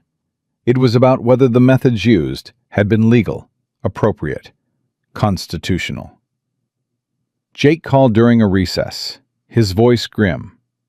"We have a problem." Just one? "A big one. The defense is planning to call you as a hostile witness. They're going to try to get you to admit that you entered Hale's property without authorization, that you removed evidence without proper procedures, that you coached Emma on what to say." "I didn't coach her on anything. I know that, you know that, but a jury might not see it that way." Jake paused. "Cole, if they can make this about your actions instead of Hale's crimes, they might actually get him off." Cole looked across the courtroom at Hale, who was whispering something to his lawyer with the ghost of a smile on his face. "What are our options? Honestly, pray. Pray that the prosecution's case is strong enough to overcome whatever the defense throws at you." Jake's voice dropped. "And maybe find something else. Something they can't spin or discredit." "Like what?" "I don't know, but we need to find it, fast." That night, Cole sat alone in the apartment while Emma slept. He had spread Catherine Shaw's files across the table, copies of everything she had compiled before her death. Names, dates, photographs, financial records. Somewhere in this mountain of paper was the key that would lock Hale away forever. He had been through it all before, multiple times. But he was missing something. Some connection that Catherine had seen, and he couldn't. His phone buzzed. Unknown number. Cole answered cautiously. "Hello?" "Mr. Mitchell." A woman's voice, elderly, trembling. "You don't know me, but I know you. I've been watching the trial." "Who is this?" "My name is Margaret Hale." Victor's mother. Cole went still. I know what my son has done, Margaret continued. I've known for years. I tried to stop him, tried to make him see that what he was doing was evil, but he wouldn't listen. He said I was weak, old-fashioned, out of touch. Why are you calling me? Because I want him stopped. I want him to pay for what he's done to those children. Margaret's voice cracked. He's my son, Mr. Mitchell. I love him despite everything. But love doesn't mean blindness, and some sins are too great to protect. What can you give me? Everything. Margaret's voice steadied. I have records that Victor doesn't know exist. Journals I kept over the years. Photographs he thought were destroyed. And, she hesitated, a recording from the night Catherine Shaw died. Cole's heart stopped. What kind of recording? Victor came to see me that night. Afterward, he was agitated, frightened. He didn't know my phone was recording. Margaret's voice was heavy with grief. He confessed everything, Mr. Mitchell. The murder, the trafficking, the bribes, everything. Why didn't you come forward sooner? Because he's my son. Because I thought he might change. Because I was afraid. A long pause. But watching that little girl testify, seeing what he did to her mother, I can't stay silent anymore. Some prices are too high to pay. Where can I meet you? Tomorrow, noon, the St. Mary's Cemetery, by the old chapel. I'll give you everything. Mrs. Hale, if your son finds out you're doing this, then he finds out. I'm 83 years old, Mr. Mitchell. I've lived my life. Those children haven't. Her voice softened. Save them. Save as many as you can. And tell that little girl, Emma, tell her that I'm sorry for everything my family has done, for everything we failed to stop. The line went dead. Cole stared at the phone for a long moment. Then he called Jake. I need backup tomorrow. Something big just landed in our laps. The cemetery was quiet when Cole arrived. He had brought Marcus and Derek as backup, positioning them at key points around the perimeter. Titan walked beside him, alert to every sound and movement. Margaret Hale was waiting by the chapel, a small woman with white hair and eyes that had seen too much sorrow. She clutched a leather bag to her chest like a shield. Mr. Mitchell, she extended a trembling hand. Thank you for coming. Thank you for reaching out. Cole shook her hand gently. You said you have evidence? Everything I could gather. Margaret opened the bag and pulled out a worn journal. 30 years of notes, everything Victor told me when he thought I wasn't paying attention. Names of children who disappeared. Payments he made to officials. The location of properties he used for... She stopped, unable to finish. And the recording? Margaret produced an old smartphone. It's all here, backed up to 3 different locations, just in case. She met his eyes. I know this won't bring back the children he hurt. I know it won't bring back Catherine Shaw. But maybe it can bring him justice. It will. Cole took the items carefully. Mrs. Hale, you need to come with us. If Victor finds out what you've done, I'm not afraid of my son anymore. Margaret's voice was sad, but resolute. I've been afraid for too long. It's time to face what our family has become. Mama? A voice from behind them.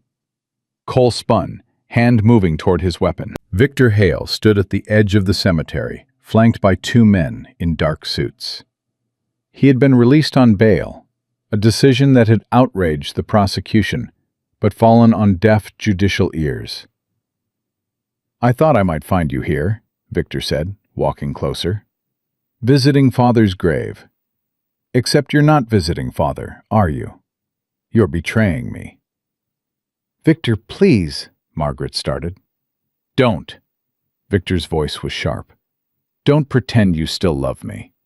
You stopped loving me the moment you chose those children over your own son. I chose right over wrong. I chose justice over blood. You chose strangers over family. Victor's eyes moved to Cole. And you just couldn't leave well enough alone, could you? Stand down, Hale. Cole's hand rested on his sidearm. You're in violation of your bail conditions. One call, and you go back to a cell. One call? By all means, make it. Victor smiled. I have 30 lawyers who will have me out within hours. The system is designed to protect people like me, Mr. Mitchell. Surely you've learned that by now. The system is broken. That's why I don't rely on it. So what do you rely on? Violence? Vigilante justice? Victor shook his head. You're not a hero, Mr. Mitchell. You're just a soldier who doesn't know how to stop fighting. Maybe.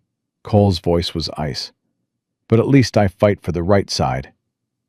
Victor's smile faded. Give me the bag, Mama. No.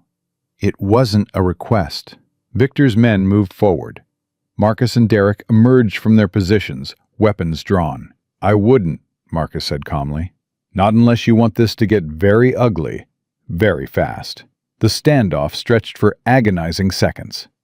Victor's eyes flickered between the armed men, calculating odds that weren't in his favor.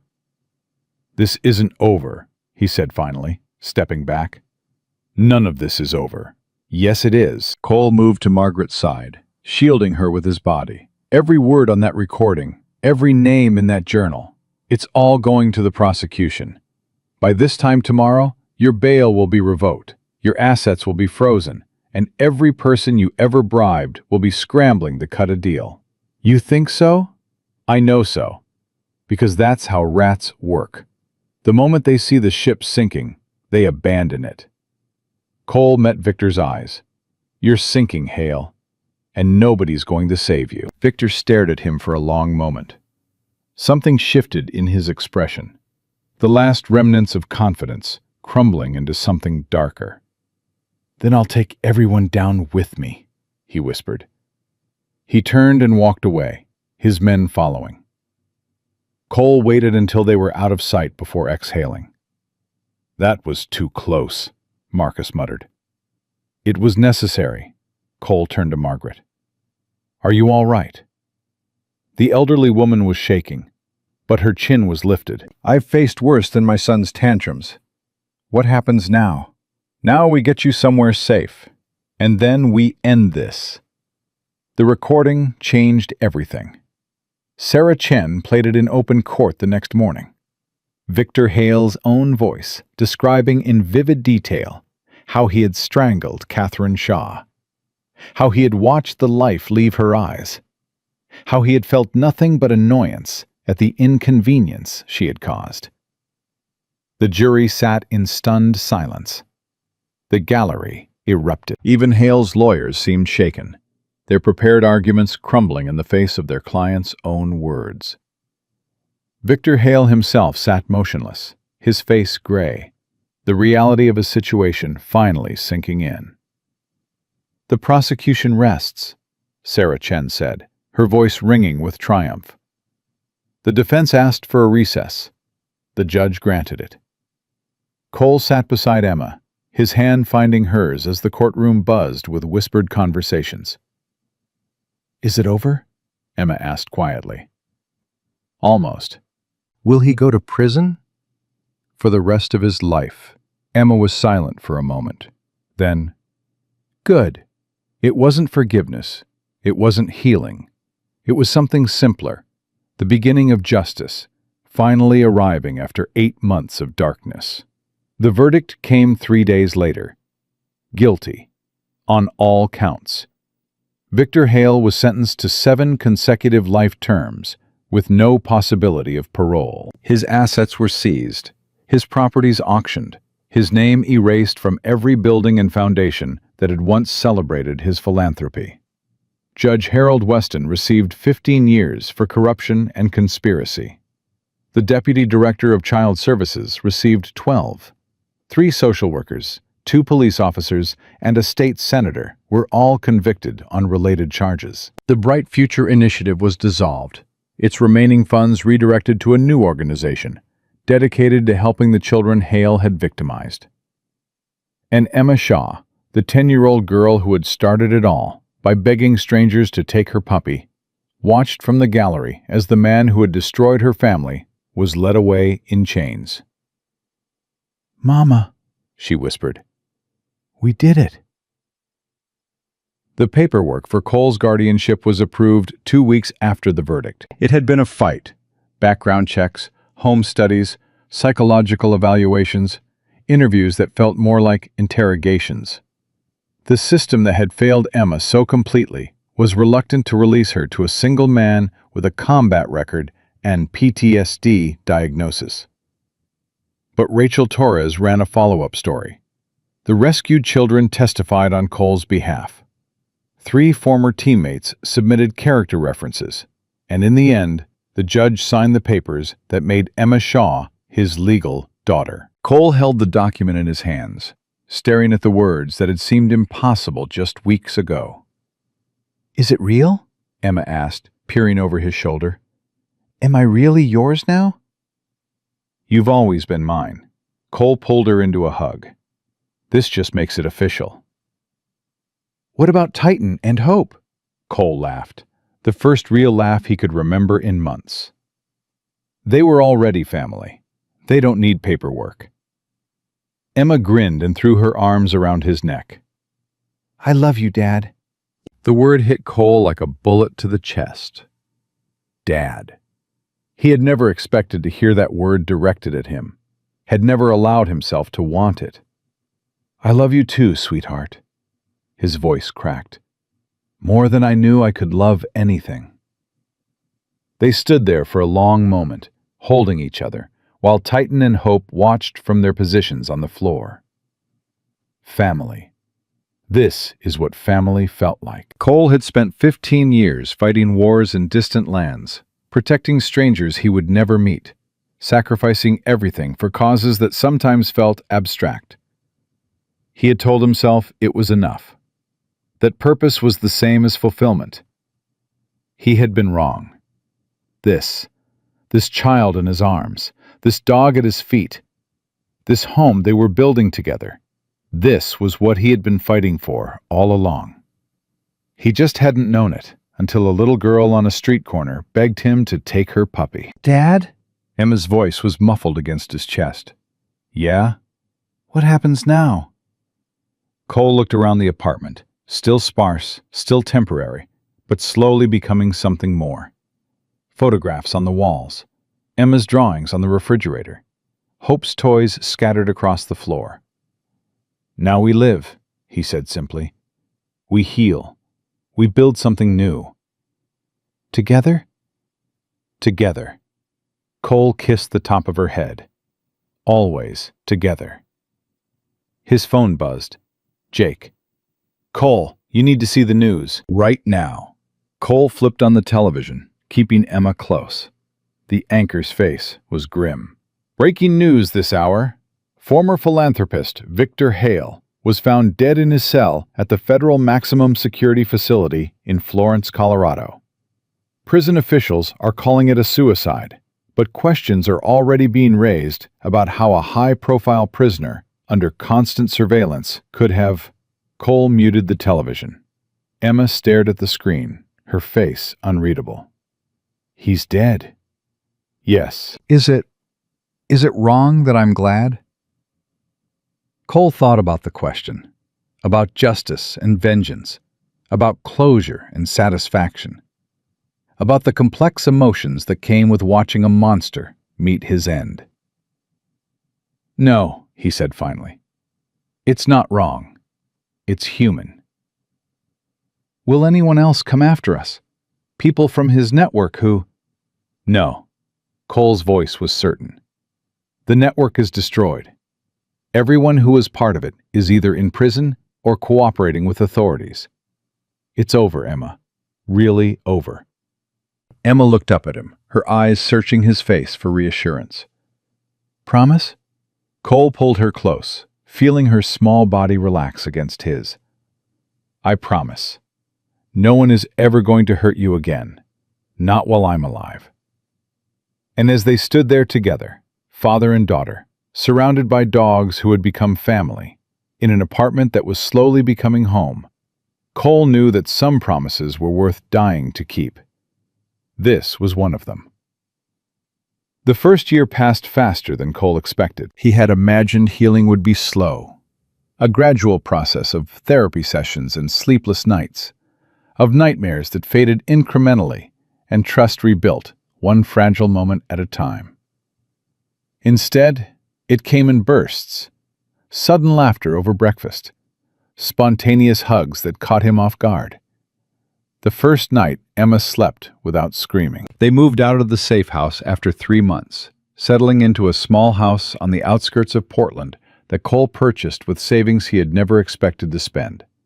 It had a yard for Titan and Hope, a room for Emma that she painted herself, and a kitchen where they learned to cook together, burning more meals than they succeeded, but laughing through every failure.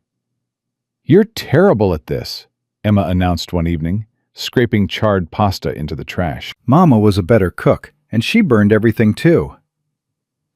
"Then it's genetic," Cole replied. "You'll probably burn things for your whole life." Or I'll marry someone who can cook. "Or that." Emma grinned, a real grin, not the fragile expressions she had worn during those first weeks. Can we get pizza instead? "We just got pizza yesterday." And? "And you're going to turn into a pizza if we keep this up." That doesn't sound so bad. Emma flopped onto the couch, Hope immediately jumping up to join her. Pizzas don't have to go to school. Cole felt his chest tighten. School. They had delayed it as long as possible, between the trial and the media attention and Emma's need for stability. But the time had come. Tomorrow was her first day at a new school, with new teachers, new classmates, and the weight of everything she had survived. "Are you nervous?" Emma was quiet for a moment. What if they know who I am? What if they've seen the news and they think I'm weird? "Then they're not worth knowing." Cole sat beside her, his hand finding hers automatically. "Emma, you survived things that most adults couldn't handle.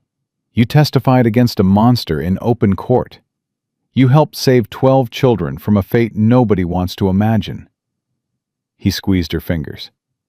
"Anyone who thinks that makes you weird isn't someone you need in your life." What if nobody wants to be my friend? "Then they're missing out.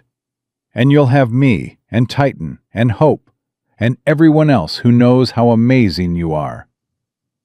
That's not the same as having friends my own age. "No," Cole admitted, "it's not. But give it time. The right people will find you. They always do."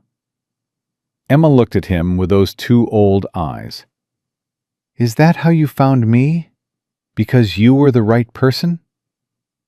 Cole thought about the street corner, the moment of decision, the way his whole life had pivoted on the choice to stop when everyone else walked past. "I think we found each other," he said quietly. "And that's how the best things in life work." The first day of school was harder than either of them expected. Cole drove Emma to the entrance, Titan in the back seat for moral support, Hope staying home because dogs weren't allowed on campus.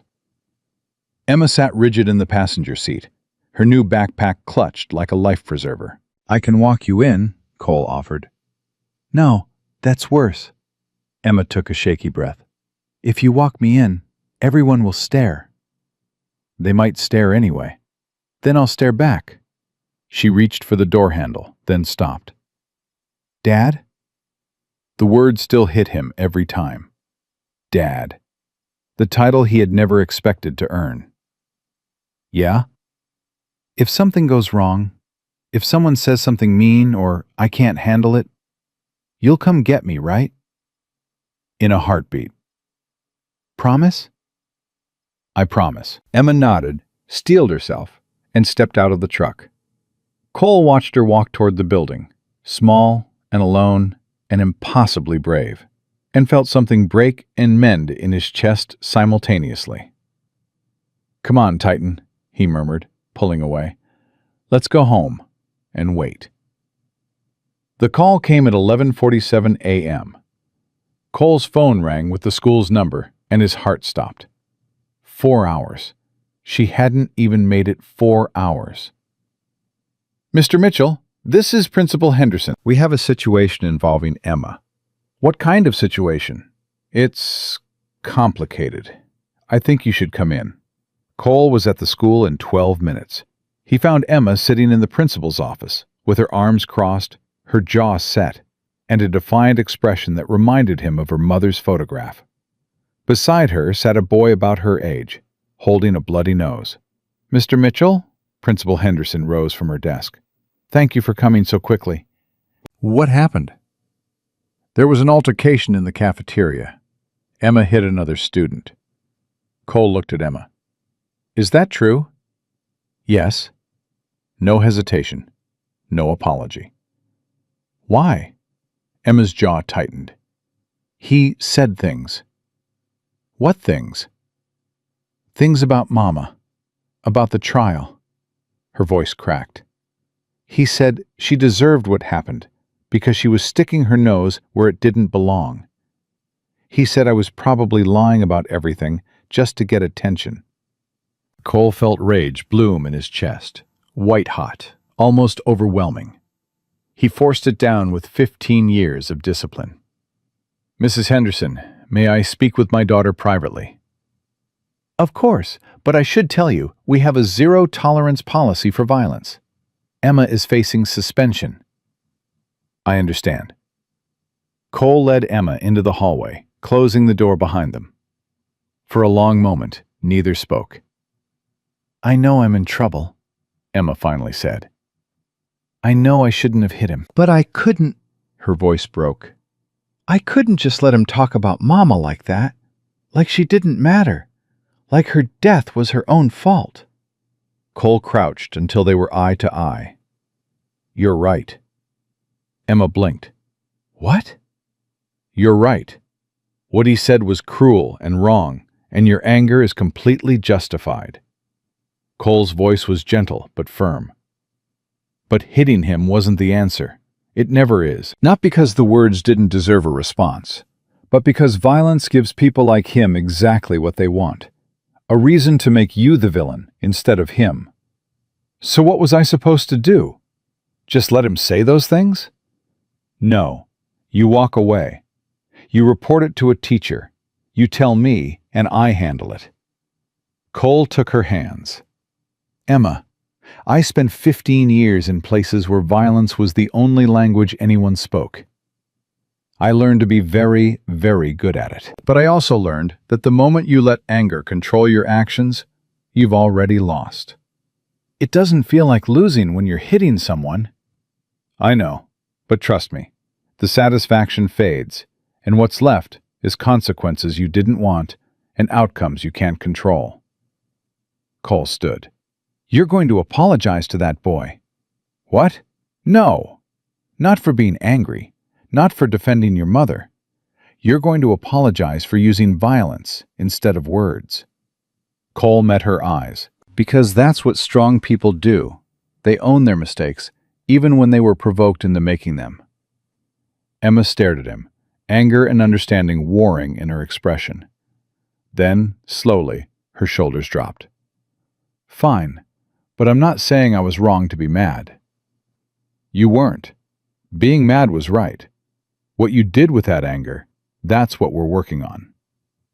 The apology was awkward and stilted, but Emma got through it. The boy, whose name was Tyler, accepted it with a smirk that made Cole want to punch him himself. But he kept his face neutral and his hands at his sides. Afterward, Henderson suspended Emma for 3 days. Cole didn't argue. Consequences mattered, even when the situation was complicated. In the truck on the way home, Emma was silent for a long time. "Are you disappointed in me?" she finally asked. "No." "You should be." I did exactly what you said not to do. You made a mistake in a moment of pain. That's not the same as letting me down. Cole glanced at her. Emma, I've made more mistakes than I can count. Some of them cost lives. The difference between a good person and a bad person isn't whether they mess up. It's what they do afterward. What did you do after your mistakes? Cole thought about the missions that had gone wrong, the friends he couldn't save, the decisions that still haunted him in the darkest hours of the night. I learned from them. I tried to do better. And I never let the weight of them stop me from moving forward. Is that what I'm supposed to do? It's what we're all supposed to do, every single day. Emma was quiet again. Then, the boy, Tyler. His dad works for one of the companies that donated to Hale's foundation. That's why he said what he said. Cole's hands tightened on the wheel. How do you know that? I heard some kids talking before lunch. They said Tyler's family lost a lot of money when the foundation was shut down. His dad blamed me. Emma's voice was hollow. So it's not really over, is it? Even with Hale dead, people still hate me for what happened. Some people will always look for someone to blame. It's easier than accepting that they supported a monster. Will it ever stop? Cole thought about the question, about the long shadow that trauma cast, about the way hatred could outlive its source. It will fade, he said finally. It won't disappear completely. Nothing ever does. But it will fade. And in the meantime, you have people who love you, people who know the truth, people who will stand beside you no matter what anyone else says. Like you? Like me. Always. The 3-day suspension turned into an unexpected gift. Cole had planned to use the time for discipline, chores, studying, reflection on her choices. Instead, they ended up doing something he hadn't anticipated. They visited Catherine Shaw's grave. It was Emma's idea. She woke up on the 2nd day of suspension and announced, quietly but firmly, that she wanted to see her mother. They drove to the cemetery in silence, Titan and Hope both in the back seat this time. Emma carried flowers she had picked from the yard, wildflowers, mostly weeds, but she had arranged them with care. Hi, Mama. Emma knelt beside the headstone, her voice steady. I know I haven't visited in a while. Things have been busy. Cole stepped back, giving her privacy. But he could still hear her words, carried on the autumn wind. I got in trouble at school. I hit a boy who said mean things about you. Dad says I shouldn't have used violence, and I know he's right, but I couldn't help it. I couldn't just let him talk about you like you didn't matter. She paused, placing the flowers against the stone. I have a dad now. His name is Cole. He found me when I was lost, and he didn't give up on me even when everyone else did. I think you would like him. He's kind of serious all the time, and he burns everything he tries to cook, but he's good, really good. Tears slipped down her cheeks, but she kept talking. I miss you, Mama. I miss you every single day. But I'm okay now. I'm safe. And I'm not alone anymore. She touched the headstone gently. You always said I was stronger than I knew. I think I finally believe you. She sat there for a long time, talking about school and hope and the new house, about Titan's gray muzzle and Cole's terrible jokes, about all the small moments that made up a life rebuilding itself from ruins. Cole listened without interrupting. Some conversations weren't meant for him.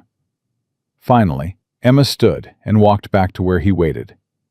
Thank you, she said quietly, for bringing me here. Anytime you want to come back, we will. Dad? Emma looked up at him with red-rimmed eyes. I think Mama sent you to me. I think she knew I needed someone, and she found a way to make sure you were there. Cole thought about all the random chances that had led to that street corner. His leave approval coming through 3 days early. His decision to walk instead of drive. the moment he heard her voice and chose to stop. "Maybe she did," he said. "Maybe some things aren't as random as they seem." "Do you believe in that? In things happening for a reason?" "I believe in you. I believe in the family we're building. And I believe that your mother's love didn't end when she died. It just found new ways to protect you." Emma took his hand, her small fingers wrapping around his. I love you, Dad. "I love you too, sweetheart. More than words can say." The next year brought changes none of them expected. Cole received a call from his former commanding officer, offering him a position training new K-9 handlers at Coronado. It was prestigious, a recognition of everything he had accomplished. It would also mean moving across the country, uprooting Emma from the stability she had finally found. He turned it down without hesitation. "Are you sure?" Emma asked when he told her.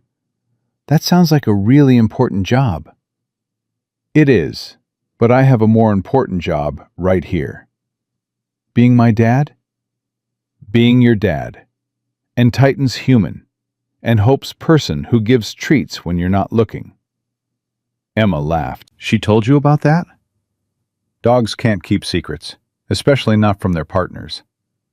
Instead of returning to the military, Cole founded something new, a non-profit organization that trained retired military working dogs for placement with at-risk children. He called it the Guardian Project. Jake helped with the logistics. Marcus and Derek signed on as trainers. Rachel Torres ran a feature story that brought in donations from across the country. And Emma became the organization's first official youth ambassador. "I want other kids to have what I have," she explained at the launch event, standing in front of a crowd that included senators, celebrities, and the families of children who had been rescued from Hale's operation. "I want them to know that they're not alone, that there are people who will fight for them, that there are dogs who will love them no matter what." She looked at Cole, her eyes bright with tears she refused to let fall. "My mom died trying to protect children like me. She didn't get to finish what she started. But we can, all of us, together." The applause was thunderous. Donations poured in. Applications flooded the website.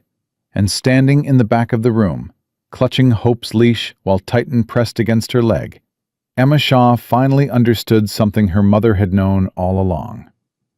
One person could change the world. It just took courage and love and the refusal to look away.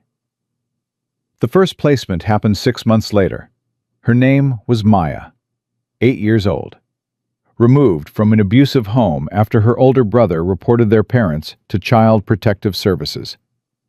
She had nightmares, trust issues, a tendency to flinch whenever adults raised their voices. The dog they matched her with was Atlas, a 4-year-old Belgian Malinois who had served 3 tours in Afghanistan before a leg injury ended his career. He was gentle despite his size, patient despite his training, and something in his eyes recognized Maya's brokenness because he carried his own. Cole watched through the window as Emma introduced them. "This is Atlas," Emma said, kneeling beside Maya. "He's going to be your friend, your protector. He won't judge you or hurt you or leave you. He'll just love you, as much as you need, for as long as you need." Maya stared at the dog with wide, frightened eyes. "What if he doesn't like me?" "He already likes you. See how his tail is wagging? That means he's happy to meet you." "What if I do something wrong?" "You can't do anything wrong with Atlas. Dogs don't work that way." Emma reached out slowly and placed Maya's hand on Atlas's head. "Just pet him. Feel how soft his fur is. He loves being petted." Maya's hand moved tentatively, stroking the dog's ears. Atlas leaned into the touch, his eyes closing with pleasure. And then, so quietly that Cole almost missed it, Maya smiled. "He's warm," she whispered. "He is, and he'll keep you warm too. Whenever you're scared, whenever you're sad, whenever the world feels too big. Atlas will be there, just like Hope is there for me. You have a dog too? I do. Her name is Hope. My mama gave her to me before she died. Emma's voice caught, but she kept going. Hope saved my life. Atlas is going to save yours. Maya looked at Emma with something like wonder. How do you know? Because I was you. A year ago, I was exactly where you are. Scared, alone, sure that nobody cared whether I lived or died. And then someone stopped. Someone saw me. Someone said, "You're not alone anymore." Emma smiled through her tears. Now I'm saying it to you. You're not alone, Maya. You never have to be alone again. Maya threw her arms around Atlas's neck, burying her face in his fur. The dog sat perfectly still, letting her hold on, letting her cry, providing the unconditional acceptance that only animals could offer. Cole watched the scene and felt something shift inside him, some final piece clicking into place. This was why he had survived. Not the missions, not the medals, not the years of combat that had left invisible scars on his soul. He had survived so that he could be here, in this moment, watching his daughter give hope to a child who had none. Catherine Shaw's mission wasn't finished.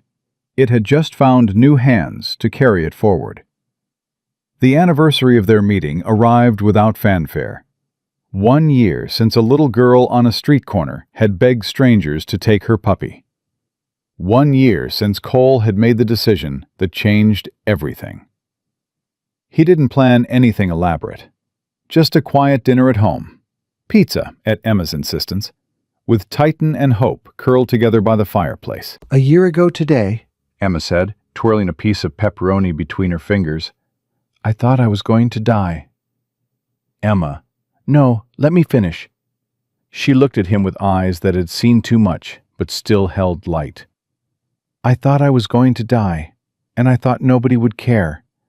I thought I would just disappear, like all the other kids, and the world would keep spinning like I never existed. Her voice trembled, but didn't break. And then you stopped. You were the first person in 8 months who actually stopped. Everyone else just walked past. Like I wasn't there. Like I wasn't real. She reached across the table and took his hand. You saw me, Dad. When the whole world was looking away, you saw me. I couldn't look away. Cole's voice was rough. Something inside me wouldn't let me. I know. That's what makes you different from everyone else. That's what makes you my dad. Emma squeezed his fingers. I used to pray for help every night, even when I stopped believing anyone was listening. I prayed for someone to find me, to save me, to make the nightmare stop. She smiled through her tears. And then you came. Cole pulled her into a hug, holding her tight, feeling her heart beat against his chest. You saved me too, he whispered. You gave me something to fight for when I'd forgotten why I was fighting. You gave me a family when I thought I'd never have one. We saved each other. Yeah. Cole pulled back and looked at his daughter, his brave, brilliant, impossible daughter who had survived hell and come out the other side with her soul intact. We saved each other. Titan patted over and pressed his head against Cole's knee. Hope followed, wiggling between them until she was in Emma's lap. The four of them sat together in the fading light, a family forged by pain and purpose, and the stubborn refusal to give up. Dad? Emma's voice was small. Yeah? Do you think there are other kids out there like me? Kids who need someone to stop? I know there are. Then we have to find them. All of them. We have to make sure nobody ever has to feel as alone as I felt. Cole looked at her. This child who had lost everything and still wanted to save the world. That's exactly what we're going to do. Promise? I promise. They sat in comfortable silence as the fire crackled and the dogs breathed softly, and the night wrapped around them like a blessing. Sometimes God doesn't send angels with wings and harps. Sometimes he sends broken soldiers with tired dogs and hearts that refuse to quit. Sometimes he puts a little girl on a street corner and a stranger on the same path, and trusts that compassion will do the rest. Cole Mitchell had spent 15 years fighting wars in distant lands, believing that his purpose was to destroy enemies of freedom he would never meet. He had been wrong. His purpose was here, in this room, with this child, building a family from the ruins of 2 shattered lives. Emma Shaw had spent 8 months running from monsters, convinced that hope was a lie and safety was a dream. She had been wrong too. Hope was real. It walked on 4 legs and wagged its tail. It showed up in the form of a stranger who refused to look away. It lived in the heart of a girl who had every reason to give up and chose instead to fight. They had found each other in the darkness. They had walked into the light together. And now they were going to make sure no child ever felt as alone as Emma had felt on that frozen street corner. Because some promises are worth keeping. Because some fights are worth fighting. Because some families are not born. They are forged in fire and tempered by love. And because sometimes, in the coldest moments of the cruelest winters, a little girl hands a stranger a trembling puppy and begs, "Take her, please. She's all I have left." And sometimes, that stranger says the words that change everything. "You're both coming home with me." If this story touched your heart, share it with someone who needs hope today. Leave a comment and tell us where you're watching from. Subscribe to our channel for more stories of courage, faith, and the extraordinary power of ordinary kindness. And remember, if you ever see someone in need, don't walk past. Stop. Look. Listen. You might be the answer to a prayer they've been whispering for years. God bless you and your family. May you always have the courage to stop when others walk past, the strength to fight for those who cannot fight for themselves, and the wisdom to see miracles in the most unexpected places. Because every life matters. Every voice deserves to be heard, and no one, not a single soul on this earth, should ever have to feel invisible.